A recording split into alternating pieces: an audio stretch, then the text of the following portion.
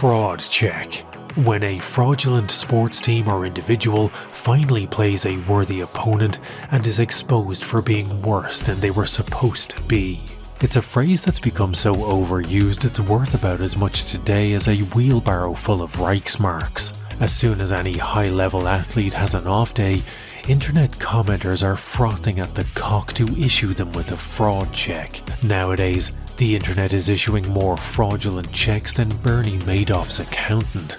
But every so often, someone who is genuinely deserving of a fraud check receives one that is so spectacular that the world itself sits up and takes notice. On the weekend of the 19th of December 2025, combat sports fans were treated to the greatest fraud check since Milli Vanilli's record player broke.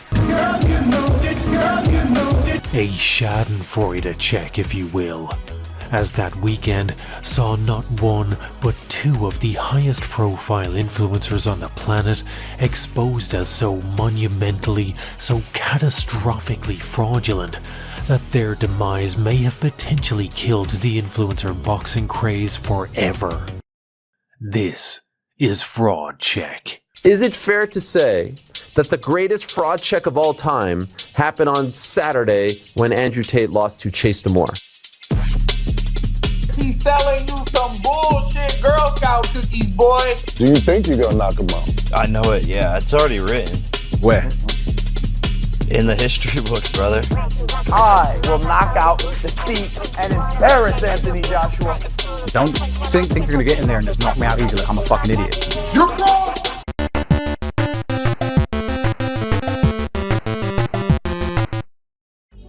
Almost 2 years ago, I made this video, an exploration of the world of freak show fighting, disguised as a scathing condemnation of the stain on humanity that is Jake Paul and his malign influence on the boxing world. Looking back at the Jake Paul of 2023 today is like trying to explain to a Call of Duty Black Ops fan that they'd go from covert CIA missions in Vietnam in Black Ops 2010 to shooting a kaiju-sized Michael Rooker in Black Ops 2026. We really had no idea just how much worse things could get. The situation was bleak in 2023. But young Jake's career was still in its infancy.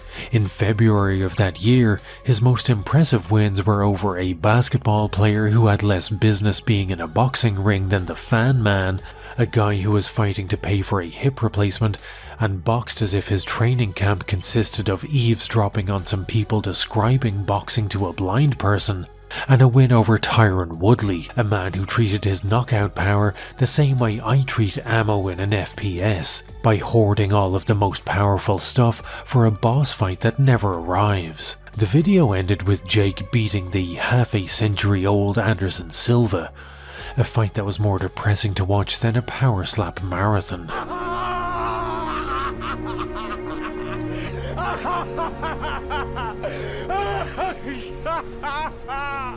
And like Call of Duty fans fighting space pirate Conor McGregor in Infinite Warfare, we all assumed that this is the worst that things can get, right? Wrong. So let's catch up on what happened to Jake in between the release of my original video and the events of the 19th of December 2025. To give credit to Jake, he took criticism of his career to heart, with every single one of his wins coming with more caveats than you'd get when buying a second-hand real doll. Jake finally decided to take the path of a legitimate boxer by fighting Tommy Fury, who is theoretically a legitimate boxer. Bitch, I'm a fucking champion! Like the nameless hero escaping the dragon attack at the start of Skyrim, this was Jake embarking on his biggest adventure yet. Walked right into that Imperial ambush, same as us, and that thief over there. Hashtag, who's ready for camp, huh? No longer was he content to be an aggressively mediocre boxer. No longer was he content for his career to be part social experiment, part prank show. He would earn the respect of fans worldwide. He would fight real boxers, which really isn't all that much to ask from a pro boxer, but this is the reality we inhabit currently. His name would no longer be synonymous with elder abuse and beating up half cripples. In this fight, we would learn the truth. While other high-profile fights throughout history have had cool nicknames like the Rumble in the Jungle, or in the case of Hagler v Hearns, simply The War, this fight was nicknamed The Truth, a name which gets more embarrassing the more you think about it, as they were essentially selling a boxing pay-per-view off the back of whether or not we would find out if the A side of the fight could actually box. The decision to fight Tommy Fury was a real dick-in-a-blender moment for Jake. This was supposed to be his first real, legitimate boxing match. Tommy Fury is the brother of former heavyweight champion Tyson Fury. Tommy, Tyson, and their father John even had a press conference with Jake that is honestly unbearable to listen to, thanks to the fact that John Fury won't shut the fuck up, and Jake appears to have dialed in from 2006. Fight the tyrant. This is a young kid who's never had a real fight, and I'm gonna knock him the fuck out because he doesn't have a chin. He'd suck my dick. You ain't got a fucking dick to suck! A win over Tommy, with his familial link to Tyson and his undefeated record, would have finally made Jake look legitimate, to anyone not paying too close attention, because like all of Jake's fights, Tommy was carefully selected as a fight he assumed to be easily winnable. Yes, Tommy was undefeated, but most of his career victories were over a carousel of tomato cans.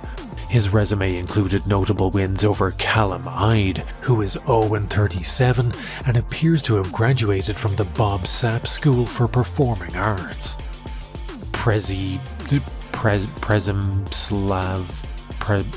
Ted Boxerson, who is 2-48.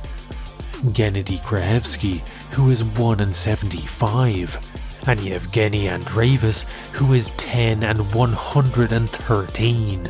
While these men may have worse records than the John Frusciante solo album he recorded while on heroin, you know, the one that's wholly unlistenable and includes a song title that's just a racial slur. Actually, you know what, fuck that guy, and fuck the Red Hot Chili Peppers too while we're at it. God, I hate that band. Anyway, the point I was trying to make is, it's not unusual for an up-and-coming boxer to start their career fighting people with records this abysmal. The kind of journeymen who have records like 10 wins, 110 losses aren't paid to lose per se, as that would be fight rigging and thus illegal, but the journeyman has a tacit understanding of exactly why they're in the ring. Give the young up-and-comer a good workout, provide some opposition, but don't do anything that's gonna actually swing the fight in your favor. The up-and-comer gets a win on his record, and you get to collect a paycheck and go home without taking any real damage. So yes, Tommy was an undefeated 8-0 prospect at the time, but his opponent's combined record was 24 wins, 176 losses. So his 8-0 record was honestly not that much more impressive than Jake beating up half-dead MMA fighters. Tommy's career had also stalled out for 3 years prior to fighting Jake, thanks to his aspirations to be a Love Island fuckboy. What do you do, mate? Professional boxer. Oh, fucking Tyson Fury's brother, man. You're Tyson Fury's brother? Yeah. Fucking hell. So while Tommy was off trying to bang women who look like what would happen if you filled a cat's litter tray with glitter, Jake was XP farming in the starting area. And therein lies Jake's greatest trick. Pick an opponent who will make you look good if you win, but one you also have a clear advantage over. I'm not going to go into any kind of analysis of this fight. I already feel dirty enough having mentioned Ali v Foreman and Hagler v Hearns in the same video as Paul v Fury. I'm not trying to make things worse for myself, so suffice it to say that despite being a heavy favourite to win, Jake lost via unanimous decision in a fight that was awarded 1 star by BoxRec and described by the BBC as the most anticipated contest between 2 novices in boxing history. And that is all the breakdown of this fight that anyone needs. It was a fight between 2 novices. Spending any time actually critiquing Jake's performance is like doing a critique of a 6-year-old's refrigerator art.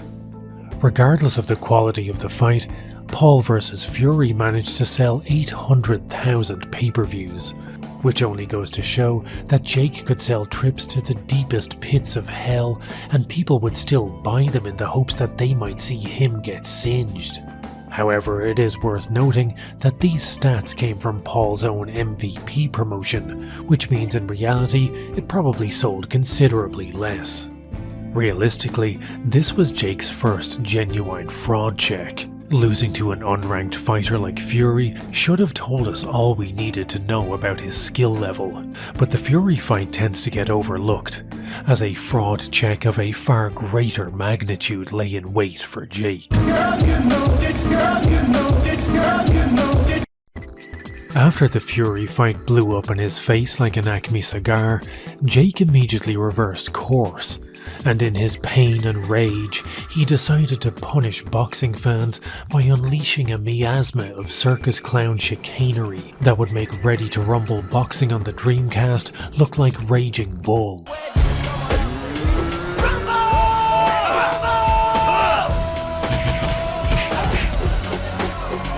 After failing in his attempt to take the path of legitimacy, Jake reloaded his last save, and did a 180 on all of that shit.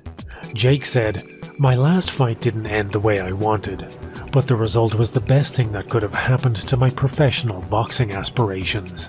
And he wasn't lying, because the loss to Tommy Fury meant that he could stop pretending to be a real boxer and go back to fighting retired MMA fighters with more mileage on them than the fucking Hubble Space Telescope. To find his next opponent, he went dumpster diving behind the UFC apex to find himself an MMA fighter more washed than R. Kelly's bedsheets. Enter Nate Diaz. I'm working on the assumption that all of you know who Nate Diaz is, but on the off chance that this is the first combat sports video you've ever watched, hi, welcome. I'm Napoleon, this is Jeff, and we'll be your hosts for the evening. You like watching people get fucked for free? Now imagine a sentient bag of weed with the irritability of a sleep-deprived 6-year-old, and you can kinda pick up Nate's general vibe. I hate when people be holding babies and shit, telling everybody, you know what I'm saying? Them babies don't need to be watching no fight. It ain't got nothing to do with it. I don't need no baby pity either. You know what I'm saying?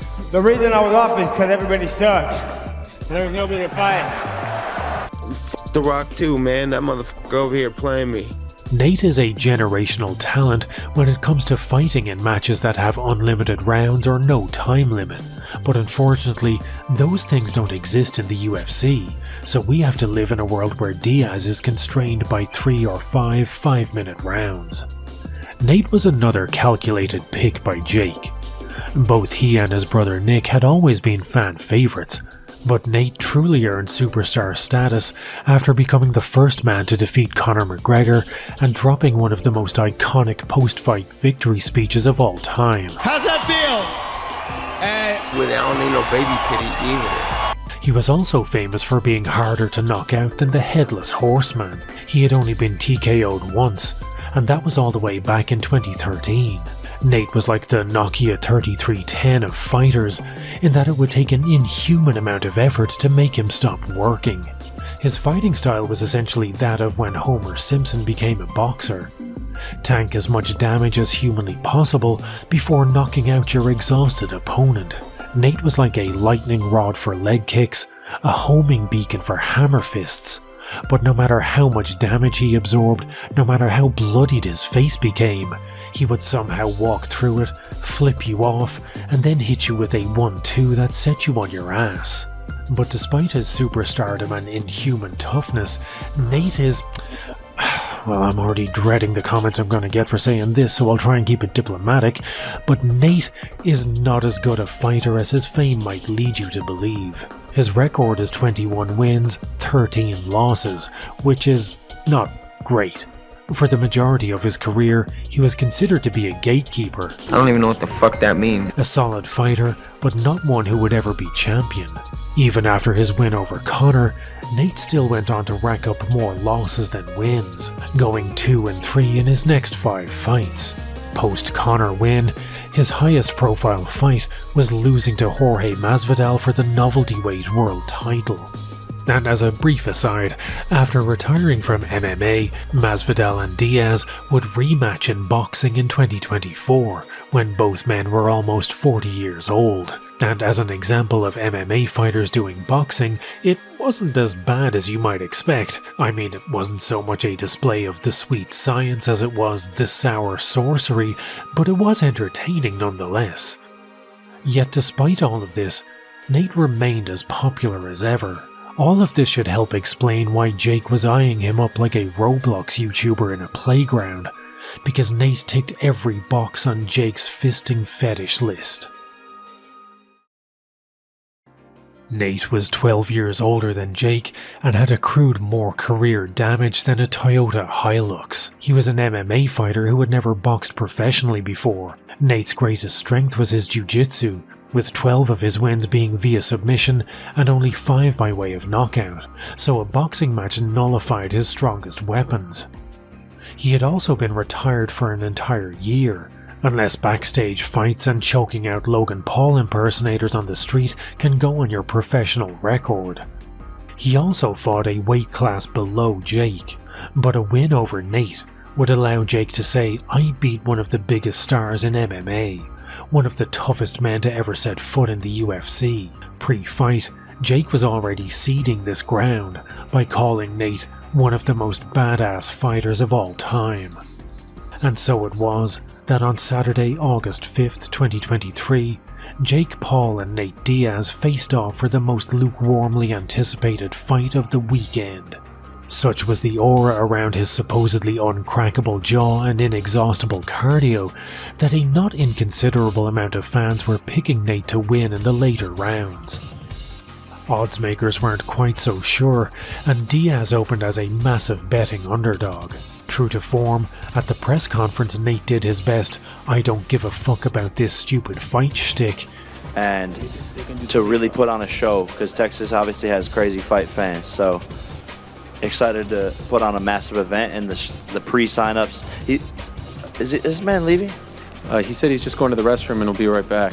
Jesus Christ.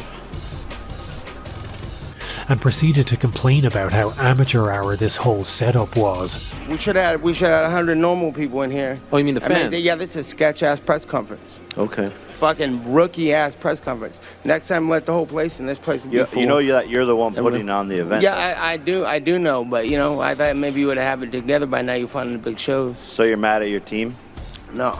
Nate also said, I don't think no one won or lost, so. Powerful stuff, I think you'll agree. This may shock you to hear, but Jake Paul versus Nate Diaz was not a good fight. I've seen better technique on WorldStar hip-hop Waffle House fights. This was yet another 1-star rated fight on BoxRec, and while you might need a degree in theoretical physics to figure out how they calculate these things, 1 star is 1 star. Over 10 rounds, Nate was frustratingly inactive, and the biggest moment of the fight was when Jake scored a knockdown in round 5. True to form, once he began to feel the fight slipping away from him, Nate began taking the fight even less seriously by turning his back on Jake, walking away, and attempting to flip him off through boxing gloves, probably. Unsurprisingly, Jake won a unanimous decision in a fight that was to boxing what smallpox was to polite society in the 1800s. Nate's best moment of the entire fight was when he sank in a guillotine choke in the last round. Jake said, "He fucking choked me. He was actually choking me. I didn't think he was gonna stop. That's why I want to run it back in MMA. If it was in MMA, I would have dropped to a double leg, picked him up, and dropped him on his head.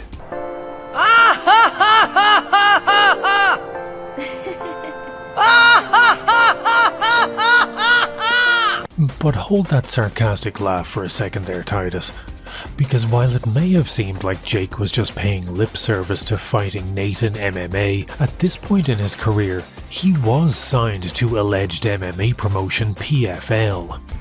That's right, ladies and gentlemen, you read the title correctly. I've officially signed as an MMA fighter.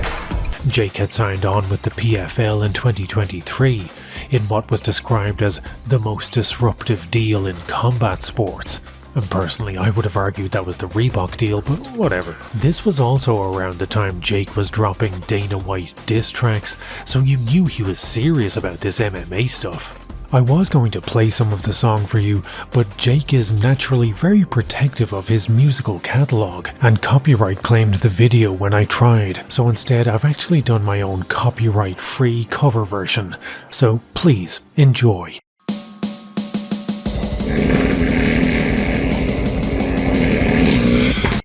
In the announcement trailer for his PFL signing, Jake confirmed an MMA rematch with Nate was in his contract. I'm so dedicated to this that I offered Nate Diaz a 2-fight deal. First, we box. Then 6 months later, we fight MMA in the PFL Smart Cage and lay it all on the line. If that's not balls, then I don't know what is. He's selling you some bullshit Girl Scout cookies, boy. After their boxing match, Jake's own Most Valuable Productions Twitter account confirmed that a rematch between the two would be taking place in MMA. And I'm sure that rematch is going to happen any day now. Paul vs. Diaz sold an alleged 450,000 pay-per-view buys, made $27 million in revenue, and left millions of fight fans worldwide wondering when the hell we can get off this influencer fuck train. In a career that had until this point been littered with basketball players who can't box, retired MMA fighters who can't box, and elderly men who can't box, Paul v. Diaz was a particular lowlight. Both men displayed a stunning lack of aptitude for professional boxing. Nate fought with the kind of enthusiasm I reserve for unblocking a toilet, and despite the knockdown in round 5, this fight had less action scenes than My Dinner with Andre. Ariel, it was awful. Like, I mean, I'm watching that thing. This is so bad. But you're talking about low level in terms of standard. But Jake just didn't, he hasn't got the ability or the experience to break someone down and stop it. And I was convinced he would. Is he getting better though? Not really. Oh, well, that's not true. I mean, I can definitely see some improvement over this. The only positive that it's possible to take away from Paul v. Diaz, or any of Jake's fights really, is that once the stench wore off, Diaz, Askren, Woodley and Silva were finally being paid what they deserved. And that's a statement that's harder to listen to than the entire Swans discography. Diaz, who had been through wars like his rematch with McGregor, Anderson, who had the greatest championship run the UFC had ever seen, and Woodley, who had a rap career. We ain't talking about the birds and the bees, we talking about my C's, cause they thinking they next. Hands up. Actually, Jake, if you're watching this, could you do us a favour and just knock this guy out again? I think we'd all appreciate that.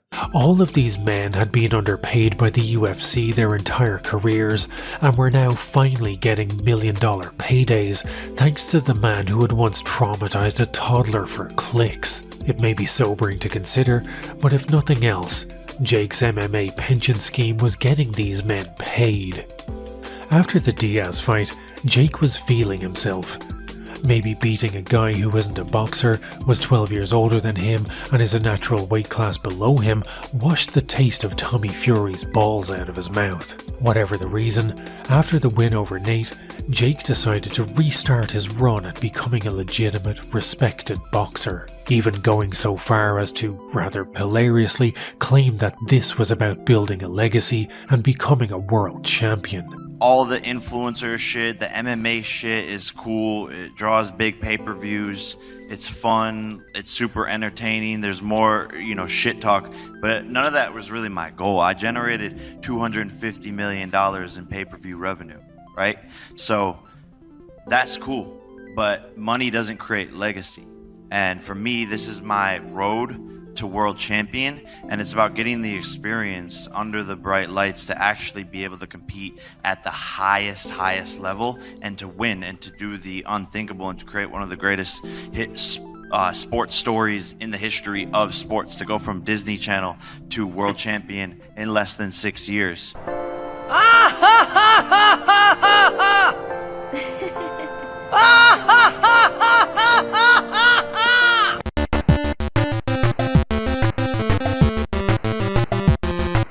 And so it was that in December of 2023, Jake found himself in a fight with a legitimate boxer named Andre August. August is a legitimate boxer, a 3 times regional Golden Gloves winner, but much like Tommy Fury, he was still essentially a novice, with only 11 pro fights to his name.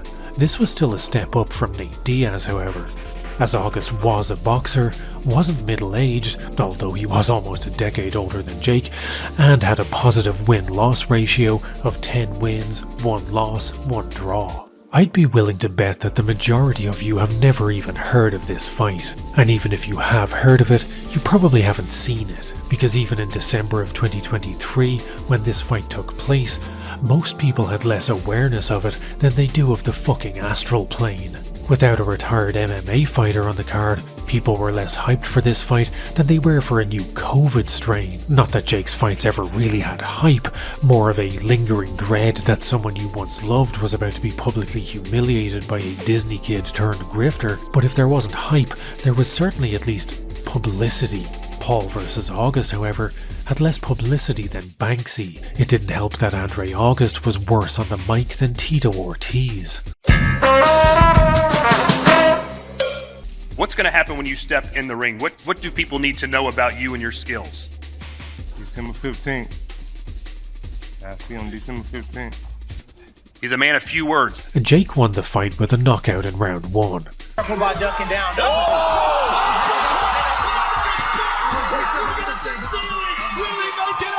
This is over. And it was a good knockout.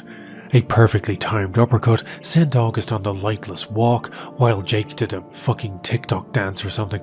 It was time for Jake's haters to eat crow, because he had finally beaten a boxer close to his age who was on a winning streak and had looked about as impressive as possible to get while doing so. Yep, Jake was finally legit. Too legit. Too legit to quit. I mean, you can't see me right now, but I'm doing the MC Hammer hand thing, too legit, too legit. So how the fuck did he rig this one?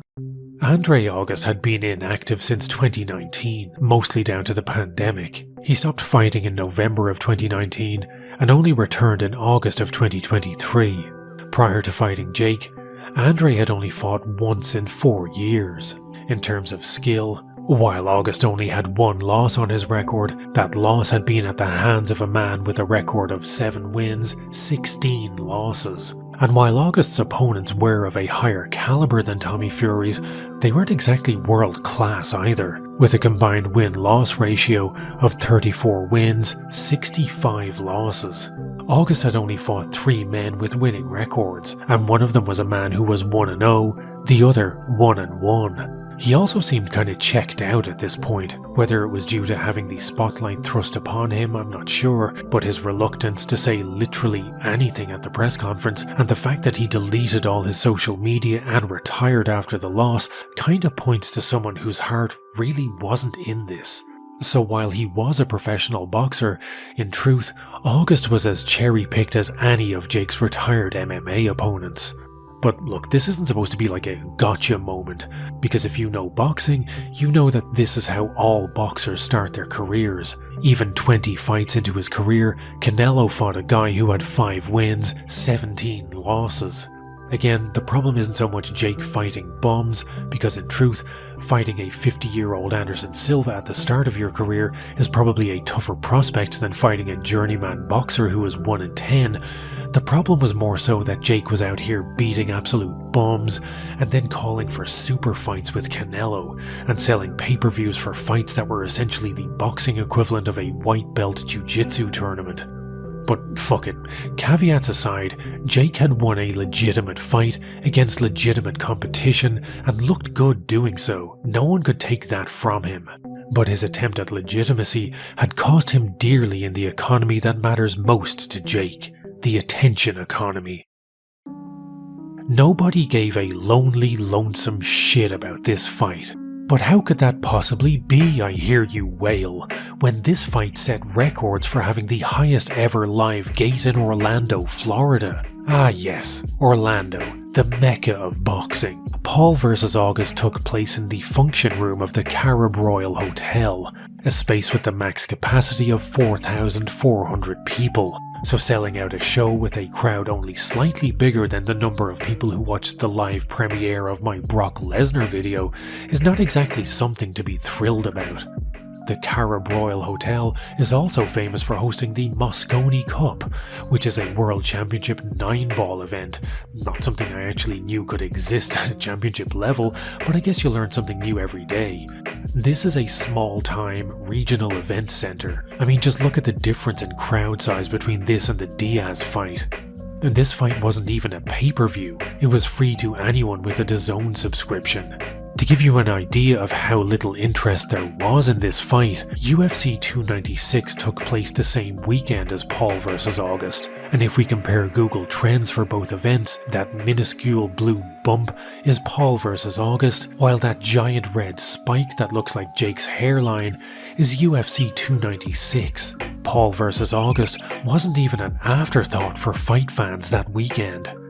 The pattern repeated for Jake's next fight against Ryan Borland. Borland came with all the same caveats as August. He was coming off a 2-year layoff, his record was mostly wins over people with losing records, he would never fight again after this match, and again, no one cared or even knew about this fight. If we look at the Google Trends for this one, Paul v Borland took place on the same weekend as UFC Fight Night Rosenstrike vs. Gaziv, and Jake's fight had less interest on Google searches than a fucking Apex card headlined by two of the worst heavyweights in the worst division the UFC has.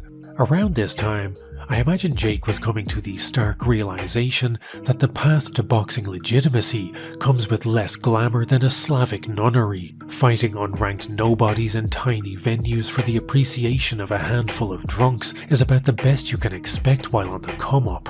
In 1990, supermodel Linda Evangelista uttered the now infamous quote, "I don't get out of bed for less than $10,000. Jake's currency is attention, engagement, likes, comments, subscribes, all that shit. Jake was raised in the attention economy. From Vine to YouTube to his boxing career, everything he has done in his life, from the time his horse-knuckled hands could operate a phone, was for the attention of others. Jake does not get out of bed for less than 10,000 likes. And fighting nobodies in hotel function rooms had left Jake more attention-starved than an iPad baby. The only solution to this problem was to build an army of orcs in the caverns beneath Isengard. Wait, sorry, that was Saruman's answer to everything. The solution to Jake's problem was to go on a generational run of freak show fights. Fights that made Ali vs. Inoki look like Ali vs. Frazier. Fights so stultifyingly awful they made Paul vs. Diaz look like literally anyone else versus Diaz. Fights so horrendous they would rend the heavens from the sky itself and drown the world below in a deluge of fuck-ass boxing. With interest in Jake's legitimate boxing career lower than the price of real estate in the fucking metaverse, it was once again time for him to wring the last curdled drops from the desiccated teat of clown life boxing. Bitch, I'm a fucking champion! I want you to try and envision the most ridiculous matchup Jake could have possibly picked for his next fight. Just really try and conjure up a good mental image of the most lucrative yet ludicrous opponent that Jake could face. Who did you picture? Jake versus CM Punk? Jake versus Joe Biden, maybe Jake versus the soldier of Godric from Elden Ring. In early March of 2024, news began to swirl like a flushing turd that Jake would face the 58-year-old Mike Tyson. Like the death of a loved one, or finding out that your favourite billionaire is on the Epstein list, no one wanted to believe this news was real at first. Aw, not you too, Bill. I loved Windows 95. Jake's career had benefited from sketchier matchmaking than ranked CS2, but surely this had to be some kind of early April Fool's joke, or Jake was actually going to box American novelist Bill Bryson and someone had misheard it as Mike Tyson. There was no way on this earth that any commission would sanction a fight between a geriatric Tyson and someone literally half his age, right? Right? This is the fight the world's been waiting for. What world? Jerk-off world? Like the Hale-Bopp comet was to Heaven's Gate, Paul versus Tyson was to boxing. This fistic signifier of the end times was scheduled for July 20th, 2024, as was the end of My Will to Live. Unfortunately for lovers of elder abuse worldwide, Tyson pulled out of the fight due to having to go to the post office that day. Jake needed a replacement, but with each passing day, interest in his boxing career was fading faster than his hairline, and fighting another journeyman wouldn't feed Jake's attention addiction. And so, in order to find a replacement for Tyson, once again Jake rummaged around in Dana's toy box of broken fighters until he found the perfect opponent. You gonna get married to I kind of like that. Get all up in there, bro. I do. Yes, I do, bro. I want to be married. I want to be entangled with you forever. I'll even hit you with a little reach around, brother, if you want that. Yeah. I like that. In terms of cherry picking, Mike Perry was an ingenious choice. Perry had debuted in the UFC in 2016 and almost immediately gone viral thanks to his opponent Lim Hyun-gyu being misled as to the status of their friendship.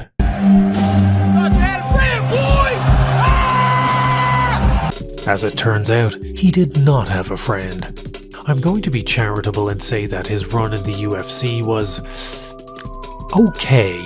His record is 14 wins, 8 losses, and his UFC tenure had been characterized by consistently swapping wins for losses, with Perry never able to put together a win streak longer than 2. But even in his losses, Perry was at least always exciting to watch, thanks to his fighting style, which was essentially Florida man infused with just bleed sensibilities. In 2020, he scored his last win in MMA with a TKO victory over the only man to defeat CM Punk, Mickey Gall.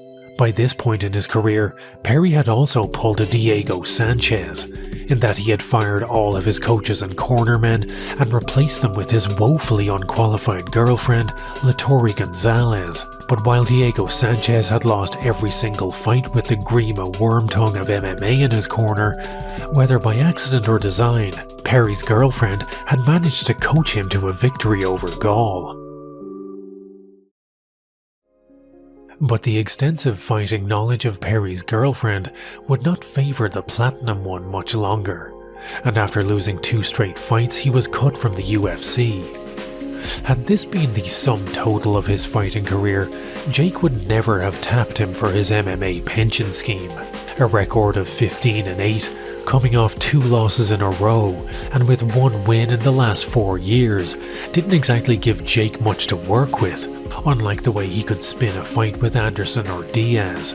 Hell, even Ben Askren, a man famous for having striking so bad that it looked like he learned to box by looking up the word punch in a dictionary, even he could brag about being a former 1FC champion. But post-MMA retirement, Perry had found a second wind as the best bare-knuckle boxer BKFC has ever seen. Perry is 6-0 in bare knuckle, and if you've watched bare knuckle of any description, you'll know that lasting 6 fights is a feat in itself, win or lose. Perry had even won BKFC's King of Violence Championship multiple times, and while that is a symbolic title, its symbolism is that stepping into the ring with this man will have you questioning every decision you ever made that led you to this moment. He made men like Luke Rockhold realize that when it comes to fighting, he should quit bare knuckle and stick to barebacking Dylan Dennis. With 2 hands behind my back, I would fuck that kid in the ass. Fuck. Oh god. That's a whole different type of fight. Jeez. And that is how Jake made this fight sellable, while also mitigating any real risk of losing. Perry is demonic in the bare knuckle ring, so this fight was sold on the lingering hope that maybe bare knuckle's king of violence would be the guy to finally knock Jake out. But this wasn't a bare knuckle fight.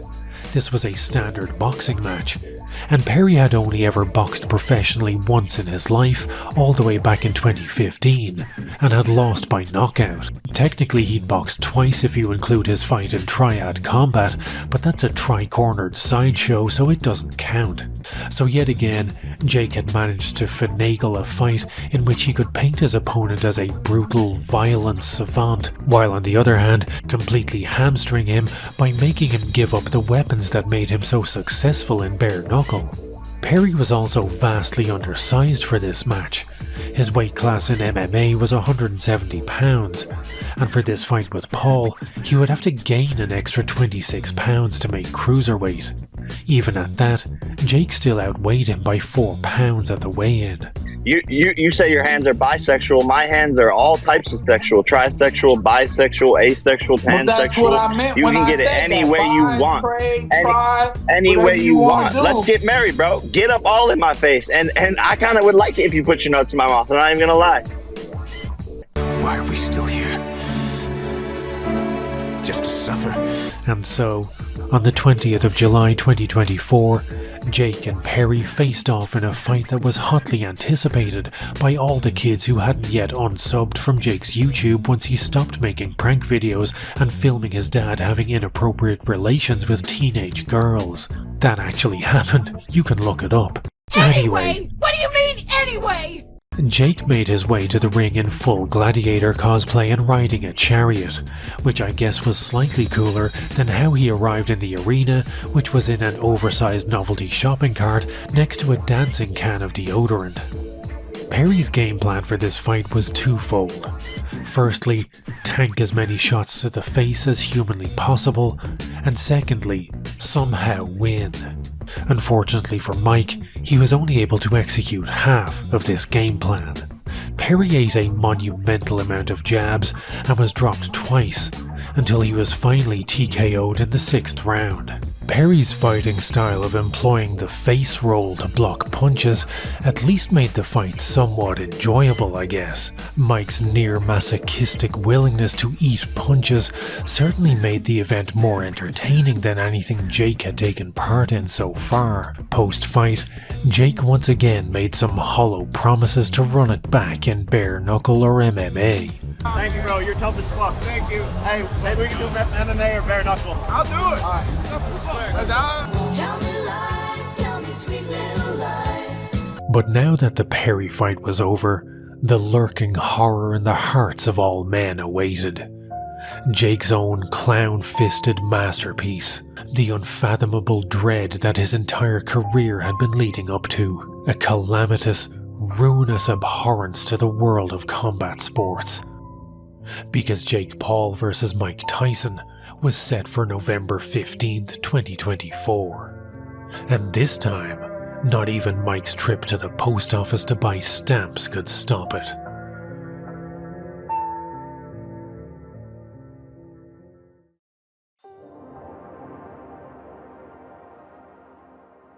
The Tyson fight was a monumental low for combat sports.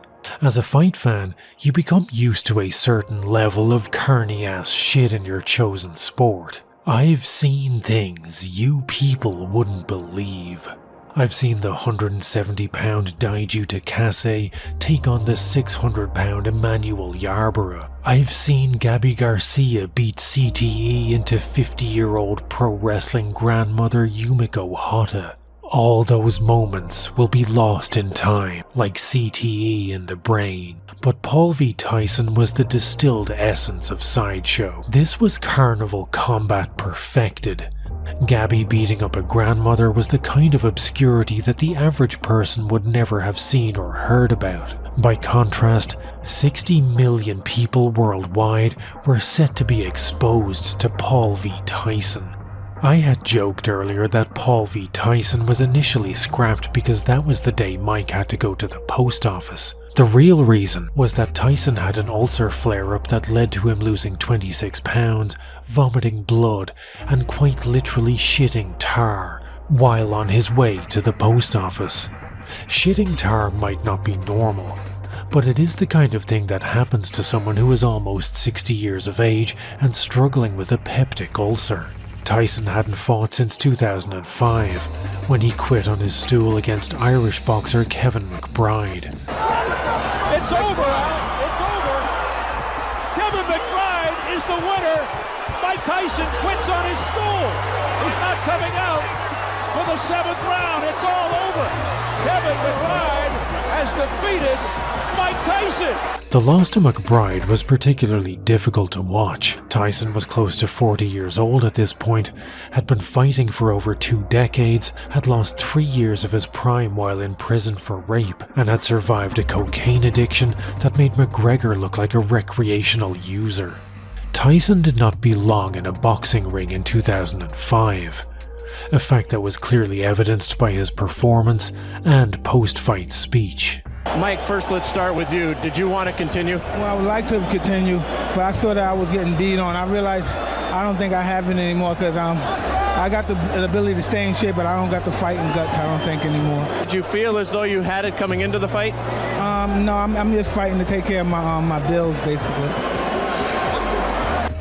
McBride himself was a decent fighter, but not one that anyone would ever really celebrate, and I say that as a fellow Irishman.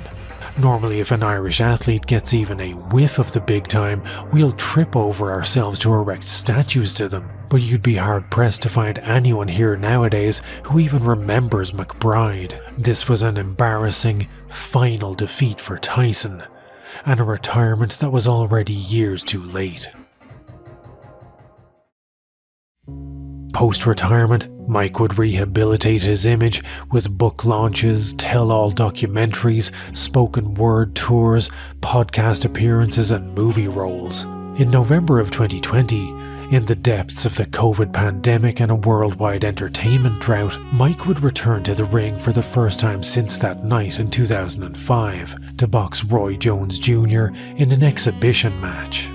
I don't think anyone really hated this idea, but I don't think anyone was calling for it either. But it was either this or we watched Tiger King again, so we all just kind of shrugged our shoulders and went along with it. The reason this fight received less flack than Paul vs Tyson was because both Jones and Tyson were in their 50s, both were former champions, and this was an exhibition and not a real, sanctioned fight. Tyson and Jones both looked great, given the fact that they were almost old enough to qualify for a free bus pass. Was it a classic? No, but they fought well and the match was pretty enjoyable. And honestly, seeing Tyson with a little bit of that fire again almost made you forget about that night in 2005, when a journeyman took part of his soul. Post-fight, there was talk of running it back, given that the fight had been scored a draw. You happy with this draw? Hell no, I ain't never satisfied with a draw. I wear draws. I don't do draws. Thank the whole world for tuning in, especially my Russian citizens, my Russian people. A lot of people were afraid, Roy, you might get hurt tonight. Were you really afraid in the back of your head that something could happen that might have put you in peril? I was afraid I might get hurt. I didn't fight in 20 years. He only stopped fighting for 3 years. I'm afraid I might get. Why nobody care about my ass? Well, that's typical, right? I've been fighting 15 years. He stopped fighting 3 years ago, and everybody worrying about his ass. But I think most people kind of assumed that this was a once-off, and we were happy enough with that. Or at least we would have been, except for the fact that Roy Jones Jr. would later box and lose to former MMA fighter and Wheaties model Anthony Pettis. But Jones vs Tyson was a kind of nexus point for influencer boxing, because lurking on the undercard was Jake Paul versus professional basketball player Nate Robinson. This was where it all began, where Jake likely got the notion of one day fighting Tyson, and 4 years after both men fought on the same card, they would face each other in the single most embarrassing combat sports moment since Paul Buntello tried to make his catchphrase happen. I want to say one thing, see if I got some fans out here.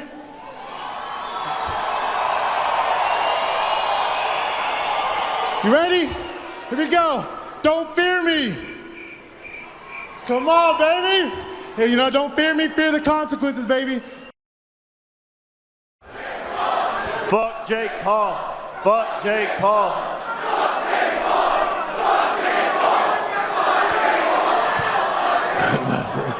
Jake, throughout. Paul v. Tyson is not a fight. It exists solely as content. It is content as much as Jake's seminal 2018 video, "I got my wife pregnant" prank on Team 10 is. Both are equally worthless. The only thing missing from this fight was some TikTok auto subtitles and barbaric misuse of Aphex Twin. This was not a fight for legacy or a step on the road to the heavyweight title. This was doing the Macarena on the Marquess of Queensberry's grave. It was a prank video with a streaming deal. At this point, Jake pretending to care about legacy or titles was about as convincing as Jarrell Miller's wig. If Jake really cared about legacy, boxing a 58-year-old man who had spent the last 6 months wearing his intestines like a ponytail butt plug was not the way to go about it. I'm not even going to really talk about the fight itself, as making any kind of analysis of this fight is like writing an analysis of Jake's classic video, "My brother kidnapped my wife, parentheses, standoff." It's a waste of time and everyone involved is going to feel stupider by the end of it. We all wanted Tyson to win. The notion that he could somehow defy Father Time by putting on a vintage performance and knock out Jake Paul at the same time was a beacon of hope in the ocean of torment that had been Jake's career thus far. This fight was essentially rage bait on a global scale. And it worked. I mean, here I am a year later, and I'm still mad that this shit was ever sanctioned. Jake made this fight one of the biggest combat sports events of the year by making people angry. Angry at the prospect of boxing a man whose career ended when Jake was 8 years of age, while also giving them an anemic hope that somewhere underneath the 58-year-old exterior, the Tyson of old lay dormant and would wake once again to knock Jake out. But none of that happened. Mike lost a lopsided decision, with one judge awarding all 8 rounds to Jake, and Tyson just looked bad. He appeared to have an injured knee and wore a large brace. He was slow to react to anything and lacked the kind of ferocity that was the trademark of his prime years. People speculated that this was because of a medical condition known as being old enough to be Jake's grandfather. Mike also seemed to habitually bite down on his glove throughout the fight, which some hopefuls claimed was a signal to Jake that the fix was in. But this was desperation on the same level as the people who thought that there was going to be a secret, shadow-dropped final episode of Stranger Things that would somehow unfuck the entire preceding season. In reality, as Tyson himself said, it was likely just part of his biting fixation, which, yeah, that tracks, but also, if we go back to the Kevin McBride fight, you can see Tyson biting his glove all the way back in 2005. I'm not sure you could rightly claim that anyone involved in this farce was a winner. From my vantage point, every single person, from the fighters to the fans, were significantly worse off for this abomination being vomited into existence. The only area where anyone could claim a win was financially, because Paul vs. Tyson was huge. Like, bigger than the Moscone Cup, huge. After flagging pay-per-view sales, and even doing non-pay-per-view fights such as the bouts with August and Borland, the decision to transition to Netflix for this fight was inspired. No pay-per-view sales were required, and practically every single person you know has a Netflix subscription, so this thing was like the second worst viral pandemic of the 2020s. Jake earned $40 million, and Tyson earned $20 million, and bought himself a new mansion with the proceeds. So really, the only losers here were the people who were robbed of their time by watching this. Post-fight, Mike bared his soul. What type of legacy would you like to leave behind when it's all said and done? Well, I don't know. I don't believe in the word legacy. I just think that's another word for ego. It means absolutely nothing to me. I'm just passing through. I'm going to die, and it's going to be over. Who cares about legacy after that? What a big ego. So I'm going to die. I want people to think that I'm this, I'm great. No, we're nothing. We're just dead. We're dust. We're absolutely nothing. Our legacy is nothing. Well, thank you so much for sharing that. And bared his arsehole. Thank you, Doug. Love you too.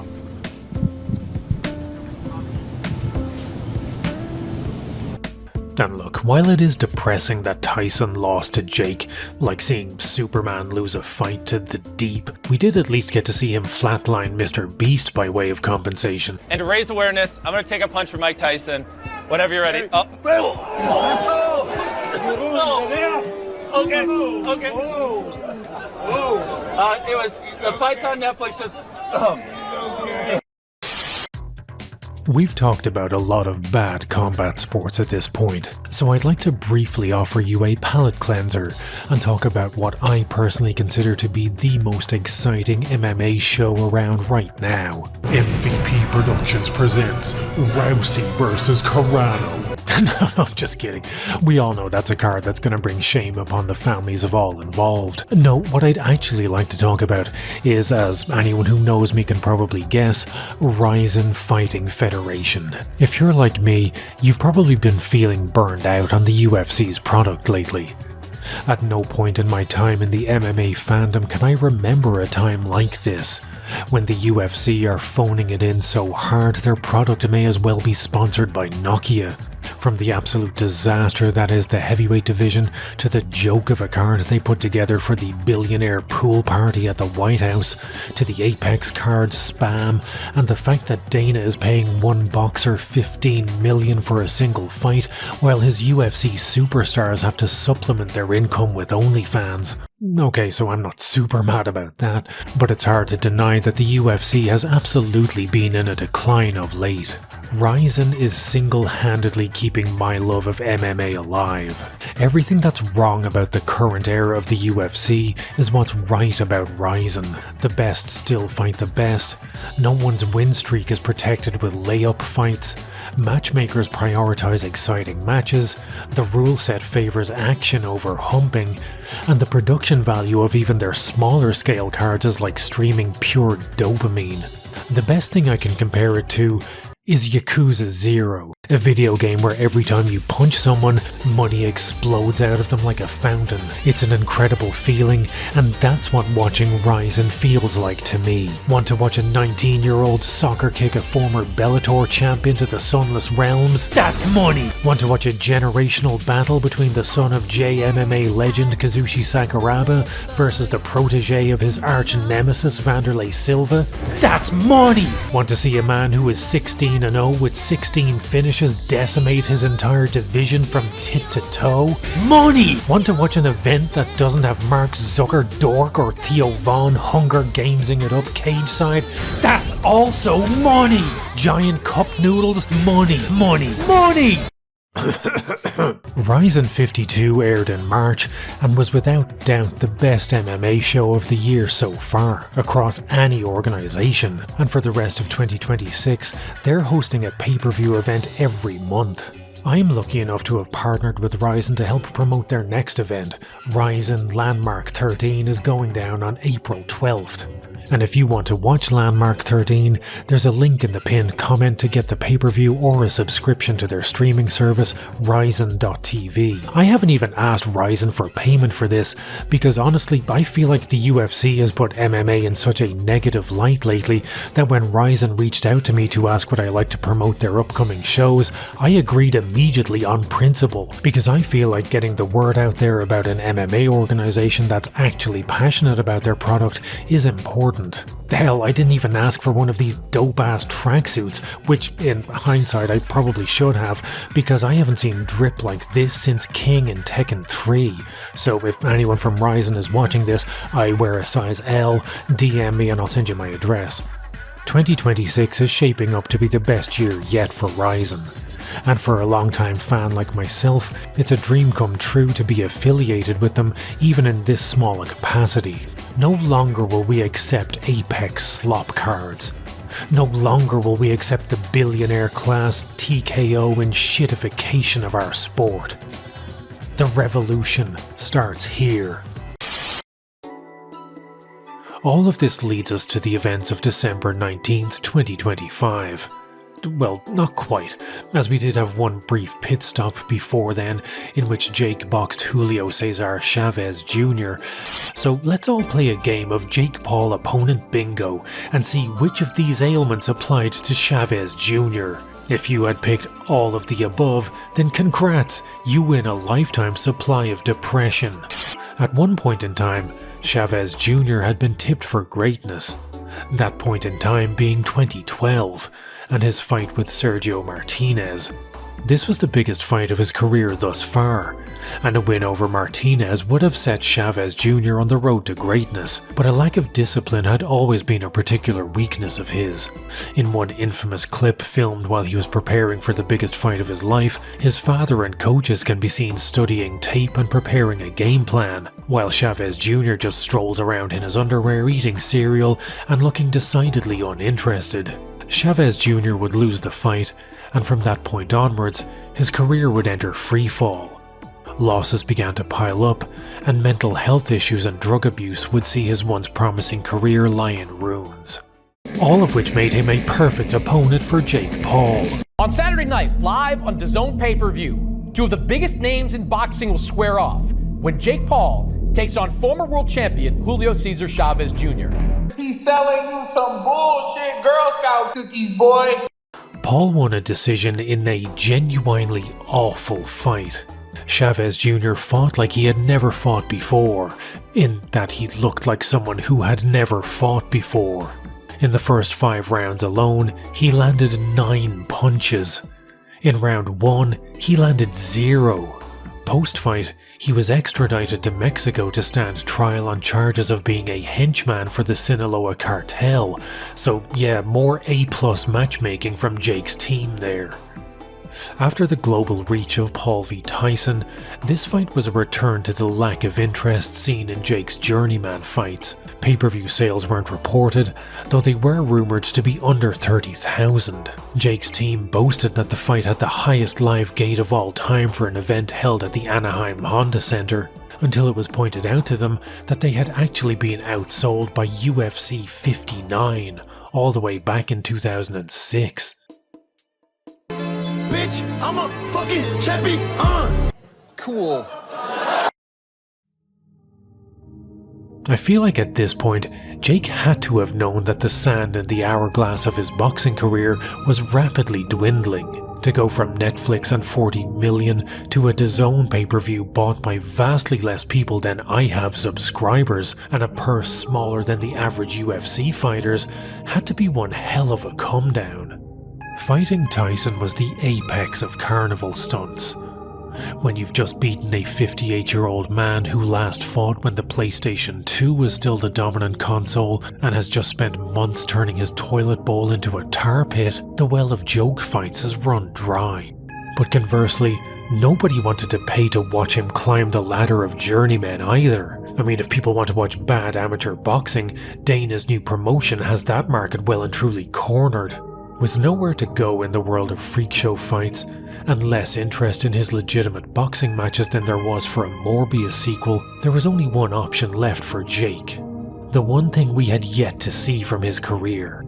Jake would have to fight a real boxer, one that came with 0 caveats. Enter Anthony Joshua.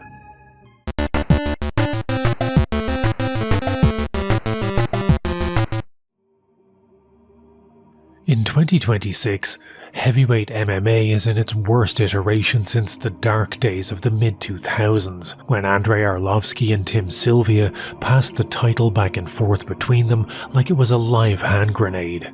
Heavyweight MMA in 2026 is essentially a roster full of waddling disappointment, a division where the metagame is pizza maxing and a guy who is 0-6 is still getting on pay-per-views. Part of the reason for the decline in heavyweight is that the best fighter in the world, Francis Ngannou, is no longer fighting in the UFC. We don't really have time to get into why he no longer fights. Suffice it to say, it's this fucker's fault. If you don't want to be here, you don't have to be here. Ngannou was the kind of heavyweight the division is starved of nowadays. A concussion conveyor belt, a genuine throwback to the 2010s golden age of heavyweight, when every fighter looked like a cross between a Tom of Finland photo and a Marvel comic. Of his 12 UFC wins, 10 of them were via KO or TKO, and Francis was evolving too. After a unanimous decision loss to then champion Stipe Miocic, and one of the worst fights in heavyweight history against Derek Lewis, Francis came back better than ever. And after 4 back-to-back knockout victories, he annihilated Miocic to win the title. This is just a very, very brief overview designed to try and illustrate to you that Francis Ngannou is one of the scariest men to ever set foot in the octagon, and one of the best heavyweights the organization has ever squandered.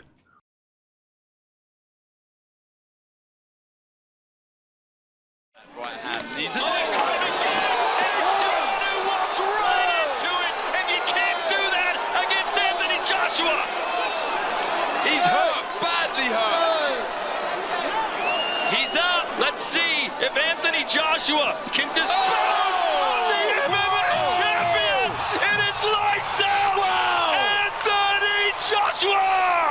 And is the biggest shot I have seen live. What a right hand that was. Incredible. Anthony Joshua made Ngannou look like CM Punk with a suntan. Granted, this was a boxing match and not MMA, but given that Francis had scored a knockdown on then World Heavyweight Champion Tyson Fury and taken him to a 10-round decision in his first ever boxing match, people had high hopes for his career. That was until Joshua sent him on a lightless walk within 2 rounds. The scariest heavyweight in MMA was made to look like light work by AJ. Now let's take a look at this list. Canelo, injured. Francis Ngannou, scared. Floyd Mayweather, my brother beat him. Mike Tyson, done that. Lennox Lewis, too young. Ryan Garcia, easy work. Tommy Fury, wanted more time. Deji, Nate Diaz, been there, done that. Conor McGregor, owned. But as I looked closer at the list, I saw one name that stood out. Anthony Joshua. That's gotta be it, Bernard! Fire up the jet! I'm going back to training camp! I'm fighting Anthony Joshua! You stupid. I don't think we'll ever really know why Jake went from cherry-picking the most favourable matchups possible to picking a 2-time heavyweight champion and Olympic gold medalist. After the announcement, he slithered onto Instagram to say, "I'd rather choke on greatness than nibble on mediocrity." Which is funny because Jake's career thus far had seen him gorge himself on so much mediocrity, he was at risk of becoming a type 2 diabetic. Maybe he got so tired of being made fun of for boxing old men and washed up MMA fighters that he violently overcorrected and picked someone he had literally no hope of ever beating. Whatever the reason, when I say he had no hope, I mean that absolutely 100% without hyperbole. This was not a winnable fight in any universe for Jake. At this point in his career, Joshua had a record of 28 wins, 4 losses. Of those 4 losses, 2 of them were to the undisputed champion Alexander Usyk, and the worst fighter Joshua had lost to was Andy Ruiz Jr., who still has a record of 35 wins, 2 losses and 1 draw. Ruiz isn't even considered to be one of the greats. I guess in MMA terms, he's kind of like the Matt Serra of boxing, in that he had won the title from AJ in a win that many consider to be kind of a fluke, and he immediately lost it in their rematch. But even Ruiz still has more than 3 times the amount of wins that Jake has, and is a vastly, vastly better boxer. To give an example of how wide the skill gap that existed between Jake and AJ was, let's take a look at former UFC middleweight champion Dricus du Plessis. Drickus beat an entire team of black belts single-handedly in a grappling competition and made it look easy. To these guys, Drickus probably seemed like some kind of unbeatable demigod, but Khamzat Chimaev made Drickus look like he'd never grappled a day in his life. Now imagine one of those black belts that got schooled by Drickus matched up against Khamzat, and you get an idea of the kind of yawning chasm of skill issue that existed between Jake and AJ. When people say there are levels to this shit, this is what they mean. And Jake and his team had to have known that this was an opponent that was genuinely insurmountable.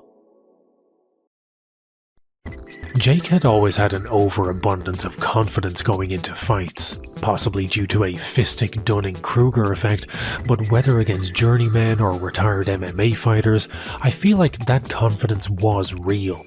Confident, strong, dialed in. I, Jake Joseph Paul, will knock out Mike Perry in 2 rounds. Get it, make it fun while we're doing it. Have some fun while we're doing it. Yes, sir. Let's go. Best job in the world. Baby. Best job in the world. Best job in the world. But going into the AJ fight, those same attempts at sounding confident come across as a hollow facade. At no point in any of the pre-fight interviews does he seem like he really believes what he's saying. Do you think you're gonna knock him out? I know it, yeah. It's already written. Where? In the history books, brother. Bullshit Girl Scout cookies, boy. The words coming out of his mouth are like sunshine in winter, nothing but an unconvincing copy of the warmth of a summer's day. In the announcement trailer, Jake does his positive affirmations that he's going to knock out AJ, but can't keep his voice from cracking as he does so. I, Jake Joseph Paul, will knock out, defeat, and embarrass Anthony Joshua Friday, December 19th, live on Netflix. Seriously, Jake, you could have done 2 takes. Amateurs like you do 2 takes. I do 1 take. Jake even admits to being scared in the announcement trailer. I'm gonna lie, I'm a little scared. And look, going into a professional fist fight, it would only be natural to be scared. But if you admit that out loud, and admit it to the world in a fucking reveal trailer, then you know before you've ever set foot in the ring that you're going in there with the express intent of losing. I was shocked when my new best friend, bare knuckle king of the streets fighter Alex Etherington, messaged me to tell me he was scared about his upcoming fight, and only after I reassured him that it was totally understandable and that I believed in him did he say, "I was lying, I don't give a fuck, you stupid wanker." Because we're good friends like that, you know, we're buds. And look, maybe I'm reading into this a bit too much, but I feel like Jake openly saying that he was scared of this fight was a far more convincing statement than when he said he was going to knock AJ out. After 5 years of torment, 5 years of seeing Jake cherry-pick the most favourable matchups, 5 years of beating bums but acting like, "Bitch, I'm a fucking champion." After 5 long years, the night of 19th of December 2025 finally arrived, and with it, the end of our long-shared nightmare. On fight night, Jake cosplayed as Hulk Hogan, and while I get that this was intended as a tribute to the recently deceased Hogan, it also meant that Jake was quite literally a dead man walking. His walkout music was provided live by raper Tekashi 6ix9ine, and this walkout really paints a picture. A fake boxer, a grifter who ran numerous scams, a man accused of sexual assault who somehow conned his way to making millions, cosplaying as one of the biggest pieces of shit racist-ass wrestlers of all time, while a snitch who took part in the rape of a 13-year-old screams some of the worst music you will ever suffer through. If there is a more hateful image in professional boxing, I don't think it exists. It's obvious that Jake's game plan was the same as the average game of Vampire Survivors. Last as long as you can, before inevitably getting killed. Jake ran from Joshua for 6 rounds. And that's not an exaggeration. The ring was oversized, 22 by 22 feet as opposed to the standard of 20 by 20, which gave Jake ample room to move like Usain Bolt anytime Joshua loaded up his right hand. When he wasn't running, he was panic wrestling. The amount of wrestling Jake tried to incorporate into this fight made it seem like his Hulk Hogan outfit wasn't just a cosplay. Over 6 rounds, Jake landed 16 punches and only attempted 56. That's 2.6 punches landed per round. But you know what, I get it. It's kinda hard to land a shot when you're fleeing in terror and shooting desperation doubles. This absolute shambles of a contest continued for 6 rounds of Jake running and shooting for legs like a sexed up spaniel, while AJ stalked him like a Dead by Daylight sporting DLC. It was obvious by this point that Jake had no intention of trying to win this fight. His plan was very obviously just to try and survive for 8 rounds by avoiding the fight as much as possible. This would allow him to save some face with a unanimous decision loss, which he could then spin as a win by claiming that he went the distance with a 2-time heavyweight champion when everyone said he wouldn't last a single round.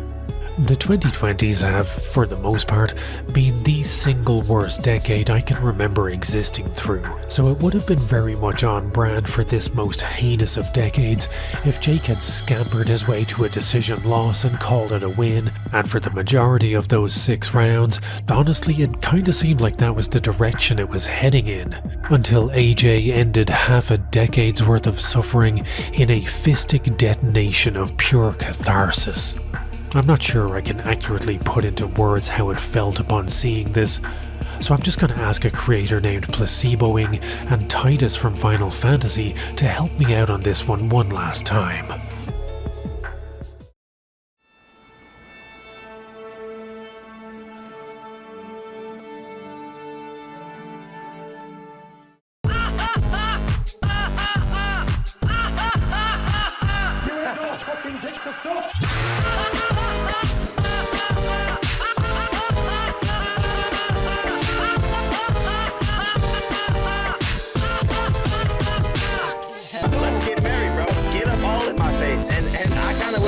Put your nose in my mouth, I'm not even gonna lie. I'm fighting Anthony Joshua!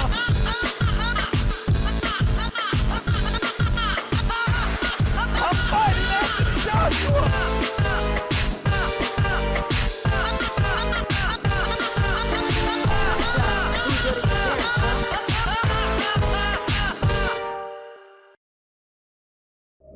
What was so enjoyable about this loss is not just that Jake lost in embarrassing fashion, more so that this fight completely turned the tables and put Jake at all the same disadvantages that he had placed every one of his opponents in for the last 5 years.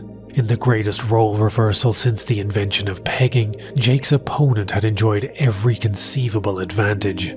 Post-fight, it was revealed that AJ had shattered Jake's jaw in 2 places, and that after surgery, Jake was reduced to wearing a lace front beard wig. If you're unaware as to what a lace front is, it's a type of follicular prosthetic made famous by drag queens and now sported by Jake's chin. And just to really heap some insult upon injury, remember at the start of this video when I was talking about Call of Duty and how the series had eventually devolved into the shambolic mess that was Black Ops 7, the most embarrassing thing COD has ever put its name to, and we're talking about a series that includes a game where Kevin Spacey was the main antagonist? Would you like to take a guess who Jake's sponsor was for this fight? Printed in black and white on Jake's ass cheeks as he staggered to his feet after undergoing some improvised looks maxing was the logo for Call of Duty Black Ops 7. And this is just beautiful. This is like if Hitler's push into the Eastern Front had been sponsored by Garth Brooks' Life of Chris Gaines album. This is like if the entire post-Endgame phase of the MCU was brought to you by the Bored Ape Yacht Club. The fight was a catastrophic flop for Jake's boxing career, and quite possibly the death knell for influencer boxing as a whole. Yet it wasn't even the most embarrassing influencer boxing match of that weekend. That accolade belongs to Andrew Tate. You're broke! You're fucking poor!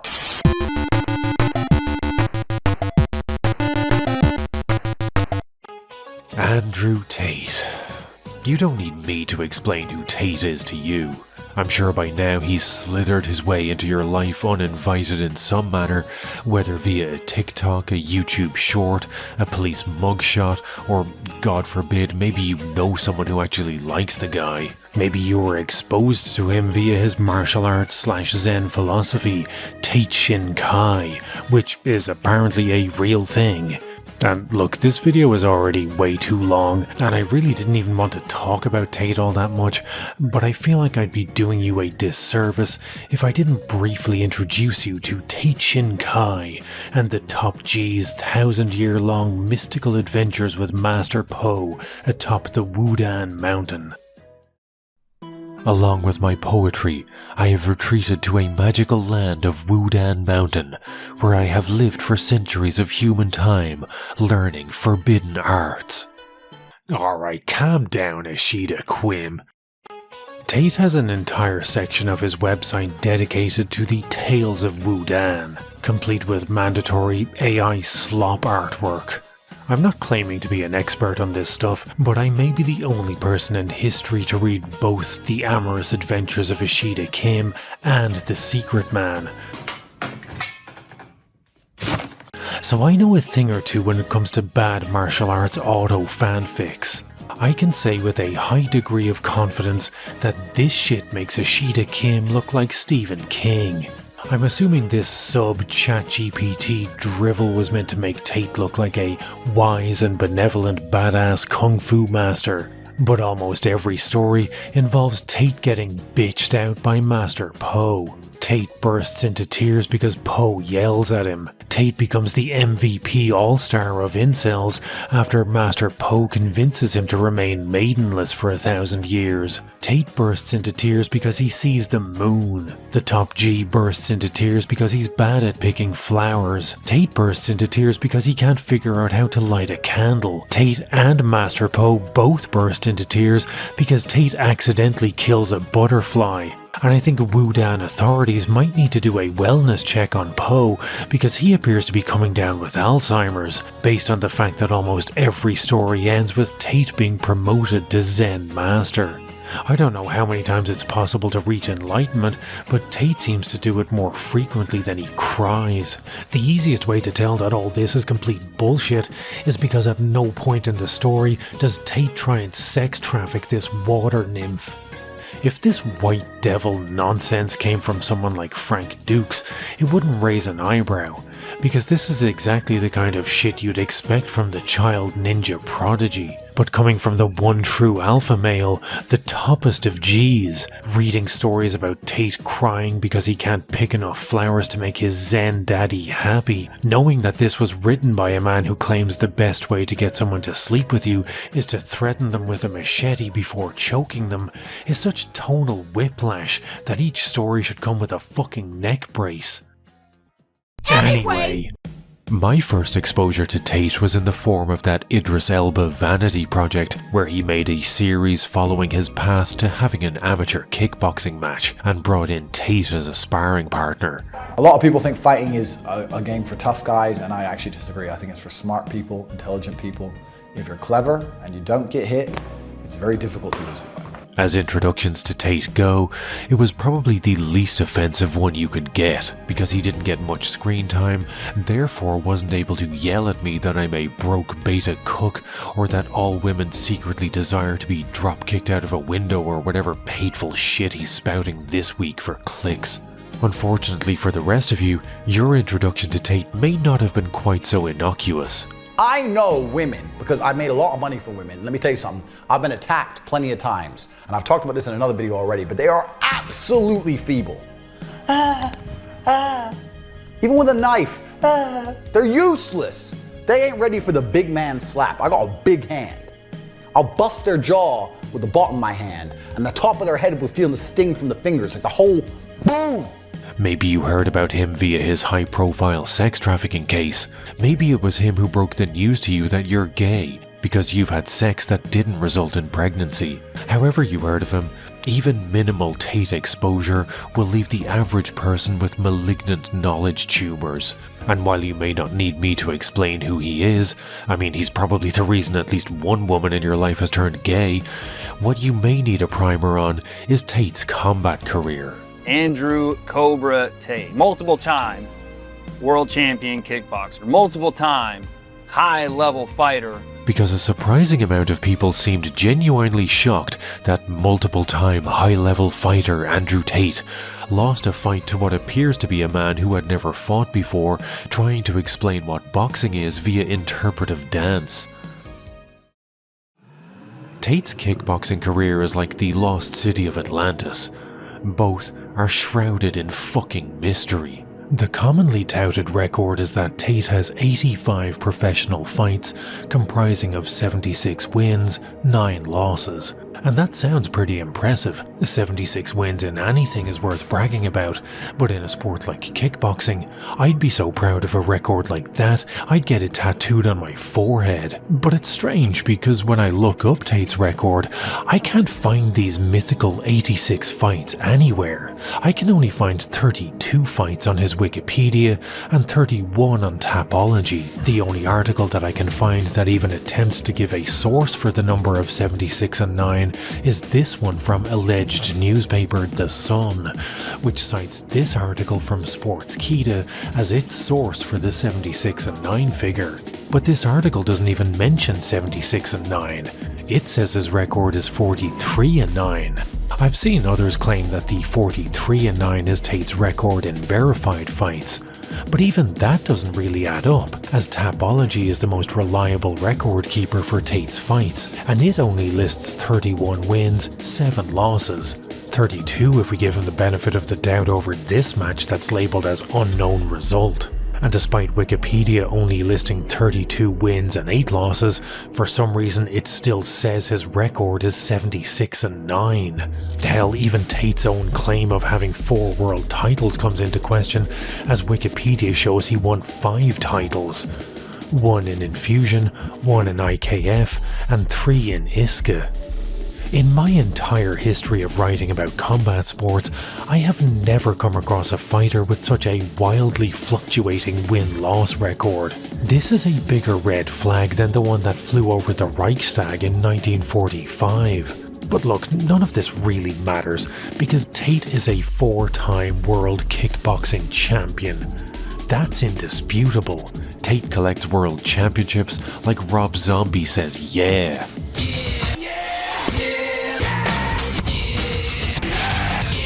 And don't take my word for it, take it from the man himself. This is a magazine with me on the front being amazing because I'm the best kickboxer in the world. This is a world title, and this means that I am the best kickboxer in the world. Now, because I'm so fucking cool, I actually have 2 world titles at 2 different weights. So while you're best in the world at nothing, you're not even the best in your town at anything, I'm the best in the world twice. If you're a world champion, best in the world kickboxer, then by default, you fought the best in the world, right? Nobody gets a world title by beating Dennis Seaver tier bums. So what legends did Tate beat to win these titles? Ernesto Hoost? Alistair Overeem? Maybe he's so fucking cool, he resurrected the legendary Andy Hoog and beat him back into the afterlife. In 2009, Tate won the ISKA Full Contact Cruiserweight title after beating the legendary Paul Randall. If you're wondering why you've never heard of kickboxing royalty Paul Crandall, well, you're not alone, because if we check out Brundle's Tapology page, he only ever had 1 fight, and that was his championship loss to Tate. But look, maybe Randall was a Bob Sapp-esque Marshall stack of muscle who outweighed Tate by 100 pounds, so let's watch the fight and judge for ourselves that way.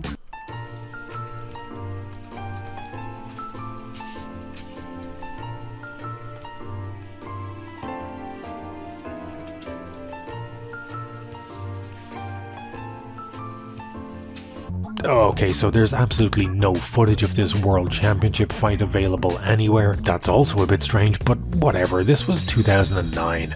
Maybe Tate was just camera shy, and maybe Paul Randall was a Make-A-Wish kid who loved kickboxing, and that's why they gave someone who was 0-0 a title shot. Maybe we've even got the wrong man, because the only article I can find about this fight calls him Paul Rundle.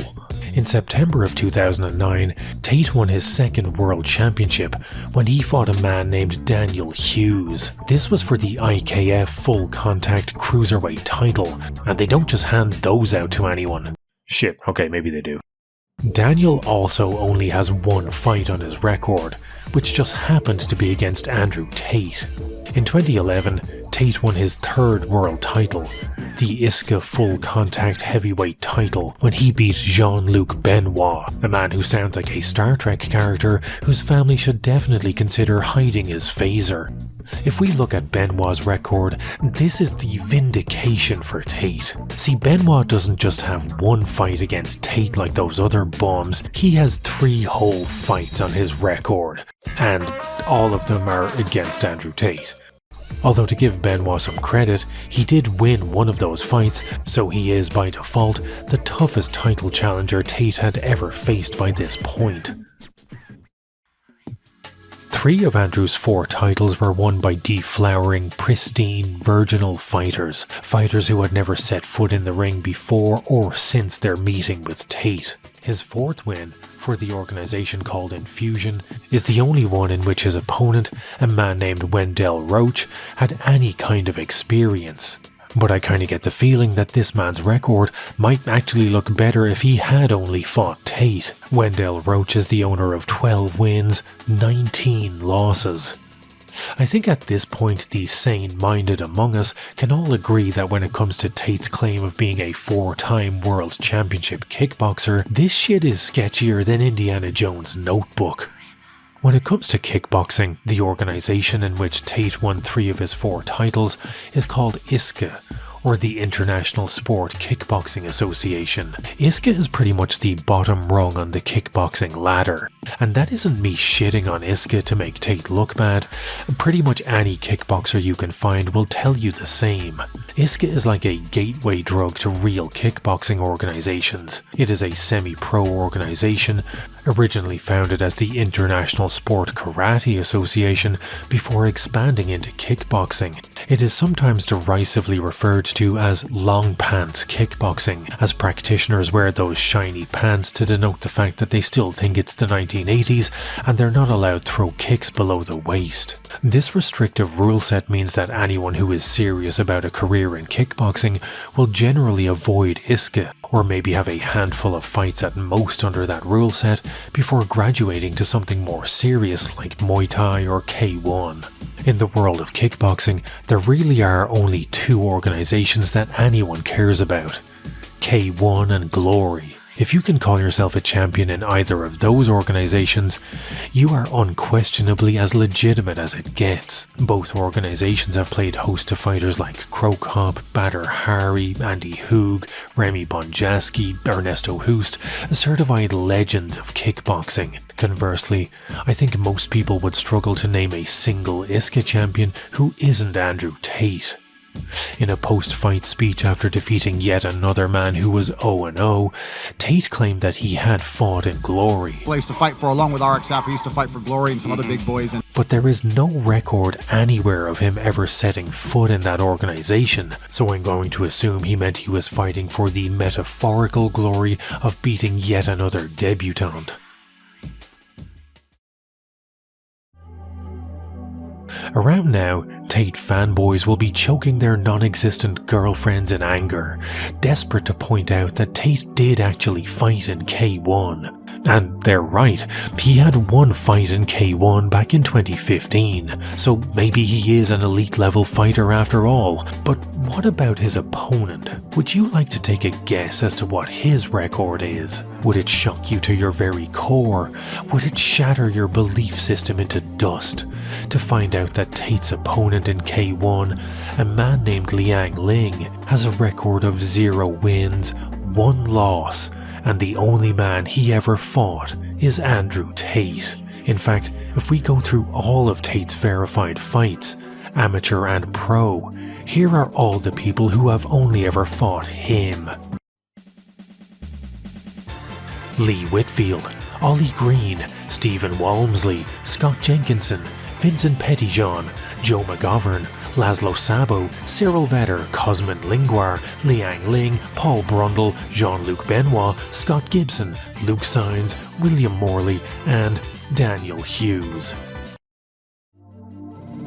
But on the other end of the spectrum, if we take a look at Tate's opponents who did have more than one fight on their record, it doesn't exactly cover Andrew in glory either. Take for example, Mirlam Ahmeti, who Tate beat in February of 2020. Ahmeti's record is 3 wins, 2 losses, only it isn't, because his actual record is 0 wins, 13 losses.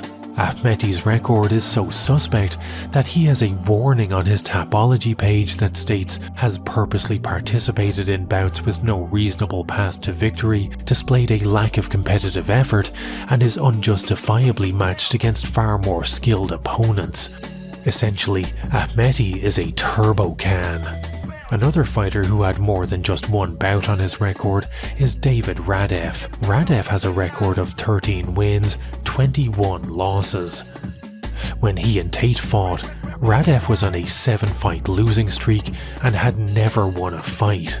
For some reason, Tate even made a documentary about this fight. It's not particularly entertaining, and it's fairly low stakes considering Radev had a worse record than the greatest hits of Imagine Dragons, and there wasn't even so much as an ISCA title to throw at the winner. The whole thing feels like it was aiming for the smashing machine, but landed on the washing machine. For only the second time in my YouTube career had I come up against something so perplexing that I was compelled to fire up Microsoft Excel and commit this chicanery to spreadsheet. The first time was to tabulate Derek Moneyberg's sketchy ass YouTube views, and this time was to document Tate's fighting career. Listing only Andrew's verified fights, I broke his opponents into 3 groups: people with a positive win-loss record, people with a negative win-loss record, aka tomato cans, and people whose entire career is comprised of only fighting Andrew Tate. Looking at his career through this lens paints it in a pretty bleak light. Tate has fought 6 people who had winning records, 5 tomato cans, and the overwhelming majority of people he's faced with 16 fights are the one-and-done fighters.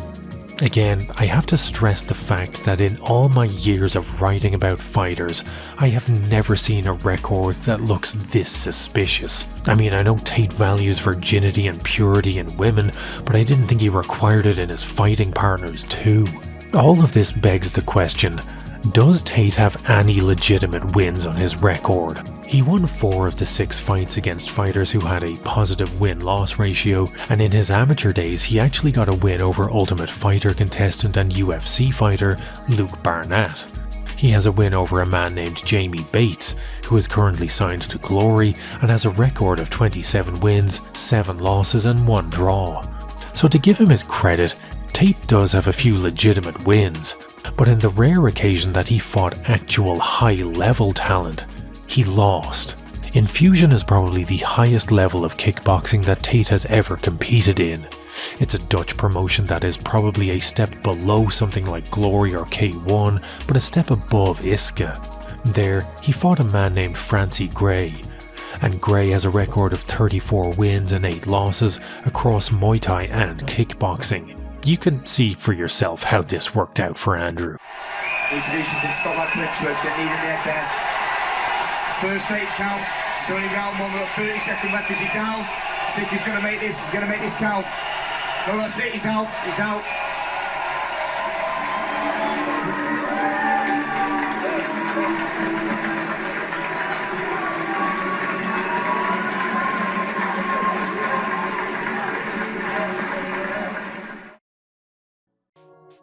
Probably the highest level fighter that Tate has ever fought is a man named Sahak Parparan, who has a record of 42 wins, 14 losses, and 5 draws. To his credit, Tate fought pretty well in this one. but still couldn't do enough to stop Parparin from winning via unanimous decision. In short, Tate can make himself look good when he's beating up cans, but anytime he left his comfort zone and fought real competition, he was on the receiving end of the big man slap. The vast majority of the footage you'll find online is Tate beating up cans. You've likely seen the video of him sparring 60 guys in one day as his prep for the fight with Chase Moore, and maybe you thought this looked impressive, until that is, you realize that this is Tate beating up people who aren't fighters. These were members of his super secret clubhouse, the War Room, and every one of them had been through a full body workout in the heat of a Dubai summer before even setting foot in the cage. The same goes for this video, where he spars a gym full of fighters and beats them all easily, because again, these aren't fighters. They're all influencers and entrepreneurs taking part in some white-collar boxing challenge. I'm not saying sparring 60 people back to back is easy, because it's not. But when you're the only pro fighter in the room, surviving 60 rounds becomes a feat of endurance rather than a feat of fighting skill. In 2015, Tate took a break from fighting for some reason. People say, why did you leave Romania? And I explain my 5 reasons. One of them is the Me Too era. They go, oh, well, you're a rapist. I say, no, I'm not a fucking rapist. But I like the idea of being able to just say to do what I want. But in the midst of the COVID pandemic, he decided now was the time to make a comeback. He fought 3 times in 2020, which would be admirable if these weren't some of the shadiest fights I've seen since the lights went out midway through Coleman vs. Smith. The first fight was in February of 2020 against the aforementioned Miralem Ahmeti, the man whose fight record has more warnings plastered on it than a box of counterfeit cigarettes. And look, I'm not saying that this guy took a dive, but the fight lasts about 40 seconds, and Ahmeti seems to be weighing every single strike he absorbs for whether or not it would look believable if it made him quit. Tate lands a head kick that honestly doesn't seem all that hard, but was enough for Ahmeti to claim that he was toe poked in the eye and quits. I don't want to be like one of those losers who claims that Tom Aspinall is a quitter because he didn't continue in a fight where Cyril Gane was performing tricks with his eyeballs like David Bowie in Labyrinth, but coming from a man with such a shady fight record, this is one example of an eye poke ending a fight that you really can level suspicions at. His next fight was in July of 2020 against a man named Iulian Strugariu, and without hyperbole, this is the single most obvious example of a fighter taking a dive that I have ever seen in combat sports. This is more obvious than that one time a guy tapped to the opening bell. A few seconds into round 1, the air in front of Strugariu's face eats a head kick, and the rush of wind as Tate's foot flies past his face clearly wobbles him as he staggers back to the fence and turtles up. Tate, sensing literally no blood in the water, closes in for the not kill, punching more air than Ronda Rousey. Tate throws 3 devastating hooks that very clearly miss their target with devastating imprecision. Clearly concerned for his safety should one of Tate's strikes ever actually make contact with him, Strugariu wisely taps out. There is no doubt in my mind that this fight was worked harder than a graphics card in a Chinese Bitcoin mine. Strugariu's career record is 1 win, 3 losses. All his losses have come in the first round, including this one where it just says he lost via loss. I'm pretty sure I could email this guy and get a TKO reply. Andrew's next COVID classic was against a man named Cosmin Lingurar, or as every single upload of this video has mislabeled him, Cosmic Lingurar. Some say Cosmic. Cosmic is another fighter who has only ever fought Tate, but that fact may have taken Tate by surprise, because this absolute clanking tomato can goes all out trying to kill Andrew for an entire round. But don't get it twisted, Cosmic completely sucks. He looks like he's fueled solely by nervous energy and has very little skill to speak of. But what little skill he has, he is hyper aggressive with. It's very obvious Tate wasn't expecting him to be this aggressive, as this 0-0 bum-ass bum arguably takes the first round from a man who allegedly has 85 more fights worth of experience than him. Cosmic quits in round 2 after taking a couple of shots and deciding he really can't be bothered anymore, and you can tell by the look on Tate's face that this fight has been an absolute disaster for him. Despite being labelled a TKO win, Cosmic wasn't really in danger. The fight wasn't called off by the referee. Cosmic very obviously chooses to quit due to tiredness after embarrassing the best kickboxer in the world for 5 minutes. And as humiliating as the events of December 20th, 2025 would be for Andrew, I feel like this was worse. Tate's entire fantasy of being the best kickboxer in the world had been big man slapped by a man who had never even fought before. Unsurprisingly, Tate took another break from fighting after the Cosmos match. Maybe he realized he really is a pretty mediocre kickboxer after all. Maybe he was preoccupied poisoning the minds of impressionable men and boys for fun and profit. Whatever the reason, bum leagues all over the world would have to make do without the presence of Andrew King Cobra Tate for a further 5 years. I don't know how the fight between Tate and Chase D'Amour came to be, nor do I particularly care. All I know is that whatever the reason was, I'm sure it was really stupid. Chase D'Amour is, much like Tommy Fury before him, a Love Island graduate. Like many other reality TV stars, D'Amour jumped on the influencer boxing train and, somehow, became Misfits Boxing Champion. Misfits Boxing Champion is the most I got this out of a cereal box-ass titles combat sports has to offer. This is fight circus without the self-awareness. It's bum fights without the controversy. Looking at the list of Misfits boxing contenders is a real who's who of who the fuck is that guy. I think most of these people are reality TV stars. I don't know. I don't care. This is the dumbest shit I have ever written about, and I wrote a 3-hour series on The Ultimate Fighter.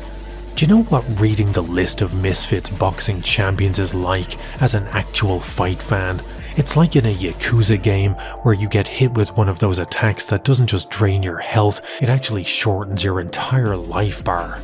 Every time I go down the list of Misfits fights and see Fuckmungus versus Taz Tempo, a little fraction of my mental health bar gets permanently chipped off. All you need to know is Chase went 4-1 in Misfits boxing after beating a couple of influencers and a guy who thinks he's a Viking, all of whom have a combined number of fights lower than the age of consent on Epstein's Island, and thus someone handed Chase the made-up title of Misfits Boxing Champion. As is fitting for such a prestigious title, Andrew Tate was given a title shot against Chase despite being 0-0 as a pro boxer. As was typical for Tate, this was advertised like it was the sporting event of the year, with Tate arriving via private yacht for the press conference and face-offs in front of Bugattis in the middle of the desert. All the trappings you'd expect from the money-loving Epstein class. But it was all completely overshadowed by Paul vs AJ, to the point that, had Tate not been so thoroughly embarrassed by Chase, this fight would have been completely forgotten.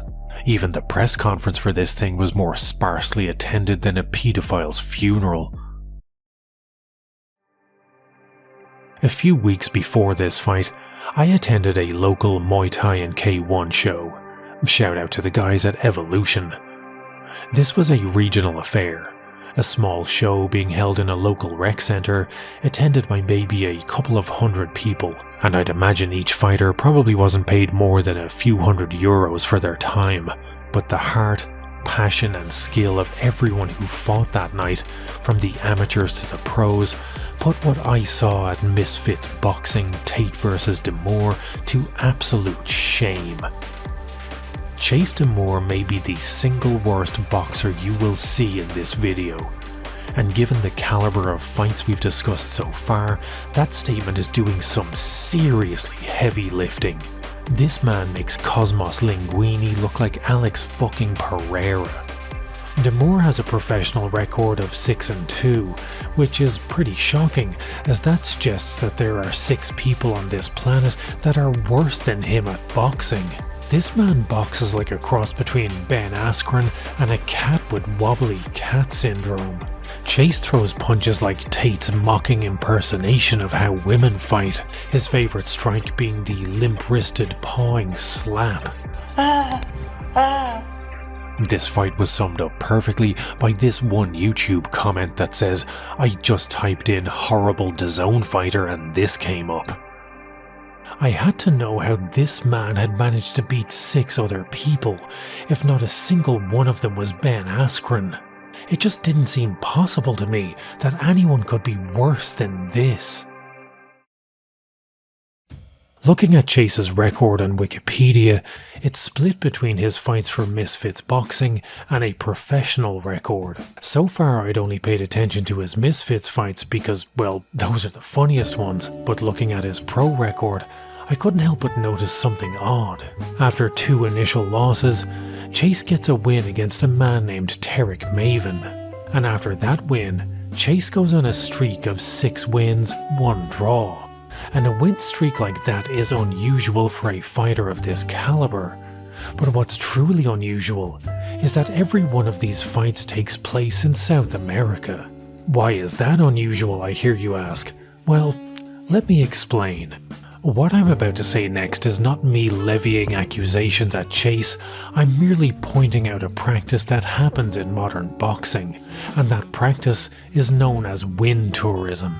In an interview with The Guardian, BoxRec founder John Shepard discussed what he has christened win tourism. Shepard says that between 2018 and 2020, there were roughly a dozen fights in Colombia that involved a North American boxer versus a South American boxer. By 2024, that number had escalated from a dozen to 278. Of those 278 fights, the American fighter had a 100% win ratio, winning 278 times out of 278.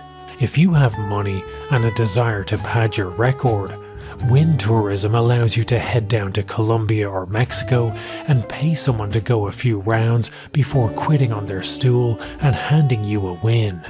Shepard said, "Sometimes they put a fighter in the ring and use another fighter's name for a fee. Sometimes they don't even have the fight and just report a win for a particular fighter." Chase had 5 fights in under a year, something that would be unprecedented for pretty much any fighter, let alone one as dreadful as he is. And all 5 of those fights took place in Mexico or Colombia. Showing no sign of stopping, he just had his 6th South American sojourn in January of 2026. Only one of those fights, versus a man with a record of 1 win and 4 losses, is available on YouTube as far as I can see. The rest of the fights are against professional cans with not a single positive win-loss ratio between them. Only 2 of the 6 opponents even have a profile photo on BoxRec. Again, I'm not saying that Chase is buying these wins, but I am thinking it very loudly, and he sure is spending a lot of money to conduct the majority of his boxing career in South America for some reason. I mean, Chase, buddy, there are plenty of bums in North America you could fight. Bums like Andrew Tate.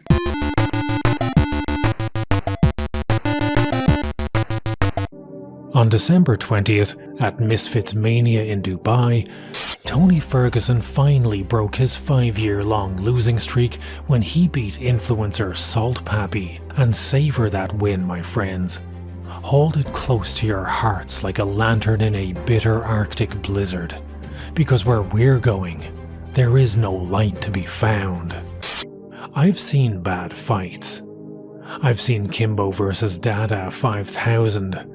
I've seen Ngannou vs Lewis, and I've seen Namajunas vs Esparza too. Tate vs Demore charts new territory for how bad a fight can be. Tate vs Demore is an undiscovered country of pain. It is a monument to misery. This may be the first fight that's more physically painful to watch than it was to participate in. I never thought I'd say this, But Kimbo vs Dada shows more high-level fighting ability than this fight. And that's a fight where one man was so out of shape he had a fucking heart attack post-fight. Tate vs D'Amore was live streamed on Rumble Premium, which is strange because I wasn't aware that dog shit came in a premium variety. The dozens in attendance appear to be staunch Tate fans, as he makes his ring walk to chants of Top G. And all I can say for their sake is, I really hope none of them actually paid for a trip to Dubai to watch this. For as bad as this fight is,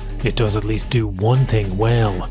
It is absolute comedy. Chase has the accuracy of an Imperial Stormtrooper with his helmet on backwards and appears to have the knockout power of a summer breeze. He doesn't have a jab in so much as he just sticks his lead hand out and then jumps at you fist first. He has the head movement of a T-800 and the defense of a Trojan with a horse fetish. Even the commentators for this fight can't bring themselves to try and paint his skills in any kind of a favourable light. Chase's technique's completely falling apart here, guys. To be fair, BJ, he did not have much technique coming into tonight. Yet somehow, D'Amore was not the worst fighter in the ring that night. By round 3, Tate was exhausted. Had D'Amore any kind of accuracy, punching power, ring IQ, or boxing talents in general, he could have very easily finished this fight. Tate had next to no offense and stubbornly refused to use any kind of defense. After all, this was the man who insisted that using a Dutch guard doesn't work to block punches. People who don't fight have this idea that you just keep your gloves up to protect yourself, but the problem is that doesn't work. If I punch 20%, right? If I'm actually going, just like, your face will be a mess. So the idea that you just cover up doesn't work, because if I'm landing knuckle, I'll break all the bones in your hand, your glove will go into your own head. You can't just statically stay there. Oh my gosh, this guy has no idea what he's talking about. This hubris allowed Chase to hit Tate with the single most comical strike I have ever seen in a boxing match. Chase drops his hand so low he's practically dragging his knuckles, and proceeds to swing an uppercut like he was trying to stick a spitball to the fucking sky. And somehow, this punch that may as well be arriving via 56k dial-up not only lands, it wobbles Tate. Realizing that this comically inept attempt at striking had somehow managed to work, D'Amore proceeds to just spam this spitball uppercut like he's playing Street Fighter on a joypad with only one working button.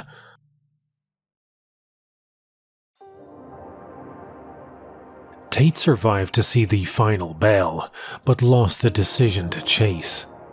Had Jake Paul lost a decision to AJ, that would have been as close to a win as it was possible for him to get in that fight. He was never going to get a knockout, and his technique is too amateur to beat an Olympian like AJ. I personally believe that a decision loss, simply surviving to the final bell, was Jake's end goal going into that fight. But for Tate, the only way to exit a fight of this low a caliber with any dignity intact would have been to devastatingly KO Chase.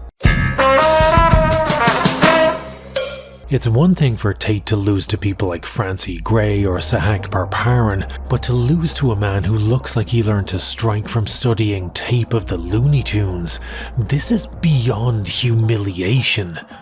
This is annihilation on an atomic level of everything that Tate had proclaimed himself to be. Post-fight, he had the kind of crash out that's normally delivered via ukulele.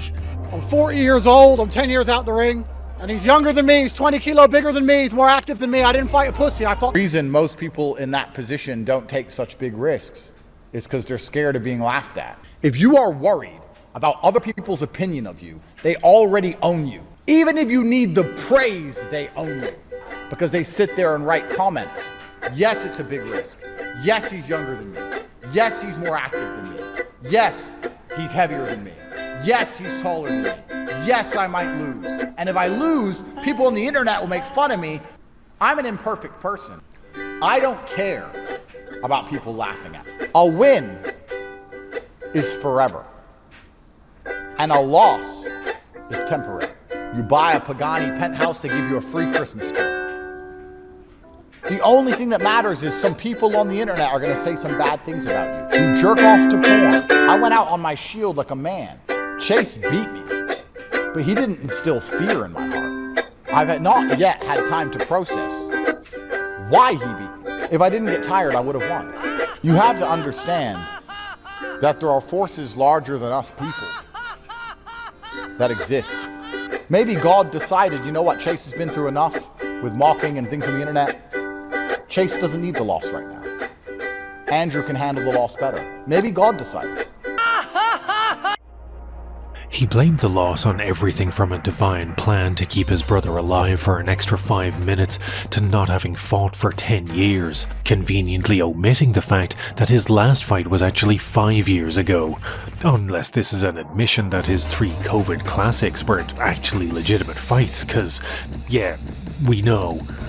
Tate's crash out was a complete disintegration of the brand he had spent the last 5 years building. He had always projected himself as this ultimate man, the Ubermensch, a man who has only known success. His entire lifestyle is centered around winning.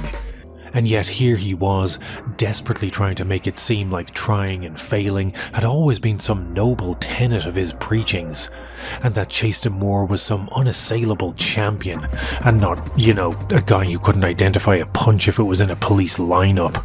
And at this point I just have to ask, Alpha Bros, this is your guy? This is your god? Your top G? A man who writes a Sheeta Kim fanfiction and got 4 world championships out of a fucking cereal box, scrambling for excuses like a politician caught with his pants down? This is who you look up to for advice on manly affairs? A guy who just ate 7 bus driver uppercuts from someone who lost a fight to a cockroach on reality TV? Yeah, I feel like I haven't felt that.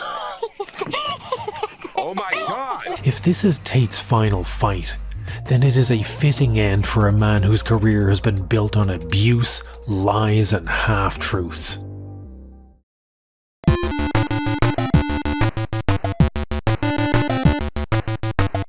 The whole point of this video was an attempt to answer the question of whether or not the absolute humiliation of 2 of the world's biggest influencers in the boxing ring had ushered in the end of the influencer boxing era. And I am sorry to report that that does not appear to be the case. As we speak, Jake is frantically scouring the obituaries to find an MMA fighter he can disinter for his next fight. And while it's technically not influencer boxing, his MVP Promotions brand is about to stage Rousey vs Carano, a fight between 2 40-year-old women, one of whom hasn't fought in 17 years. This is just proof that even when he isn't directly fighting, Jake can still make combat sports actively worse by his influence alone. Soon after the loss to AJ, it was announced that Jake had been released from the PFL, having not had so much as a single fight for them or made good on any of his promises to increase fighter pay or run it back with Nate in MMA. Tate is apparently so desperate to claw back any kind of a win, he offered Sneeko $1 million for a fight. It should be pointed out that Sneeko is a streamer, not a fighter of any description, and this is very much Tate attempting to handpick someone he can get an easy win over to soothe his embarrassment.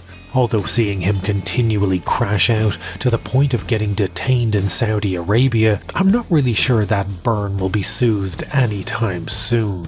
Proving that there is still life in influencer boxing, in the weeks following Tate and Jake's humiliation, podcaster Adam22 went viral for losing an influencer boxing match to a porn star who's banging his wife, who is also a porn star. This fight was bigger than Tate vs D'Amour. I had never even heard of Adam22, yet I was being spammed with the results of this fight.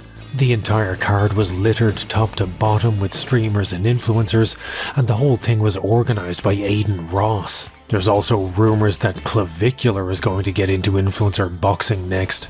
So unfortunately, the events of the 19th of December did not put an end to the pestilence of influencer boxing.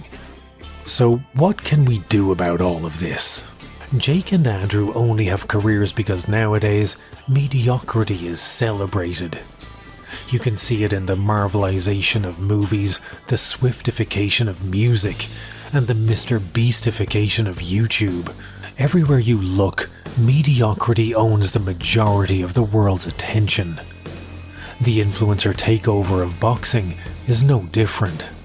A sport that once required nothing short of excellence to get within artillery range of its summit now has to suffer the indignity of sloppy amateurs fighting washed-up old men as its most popular events. The sport that once gave us the Rumble in the Jungle now seems content to give us the Fortnite streamer versus the crypto schemer.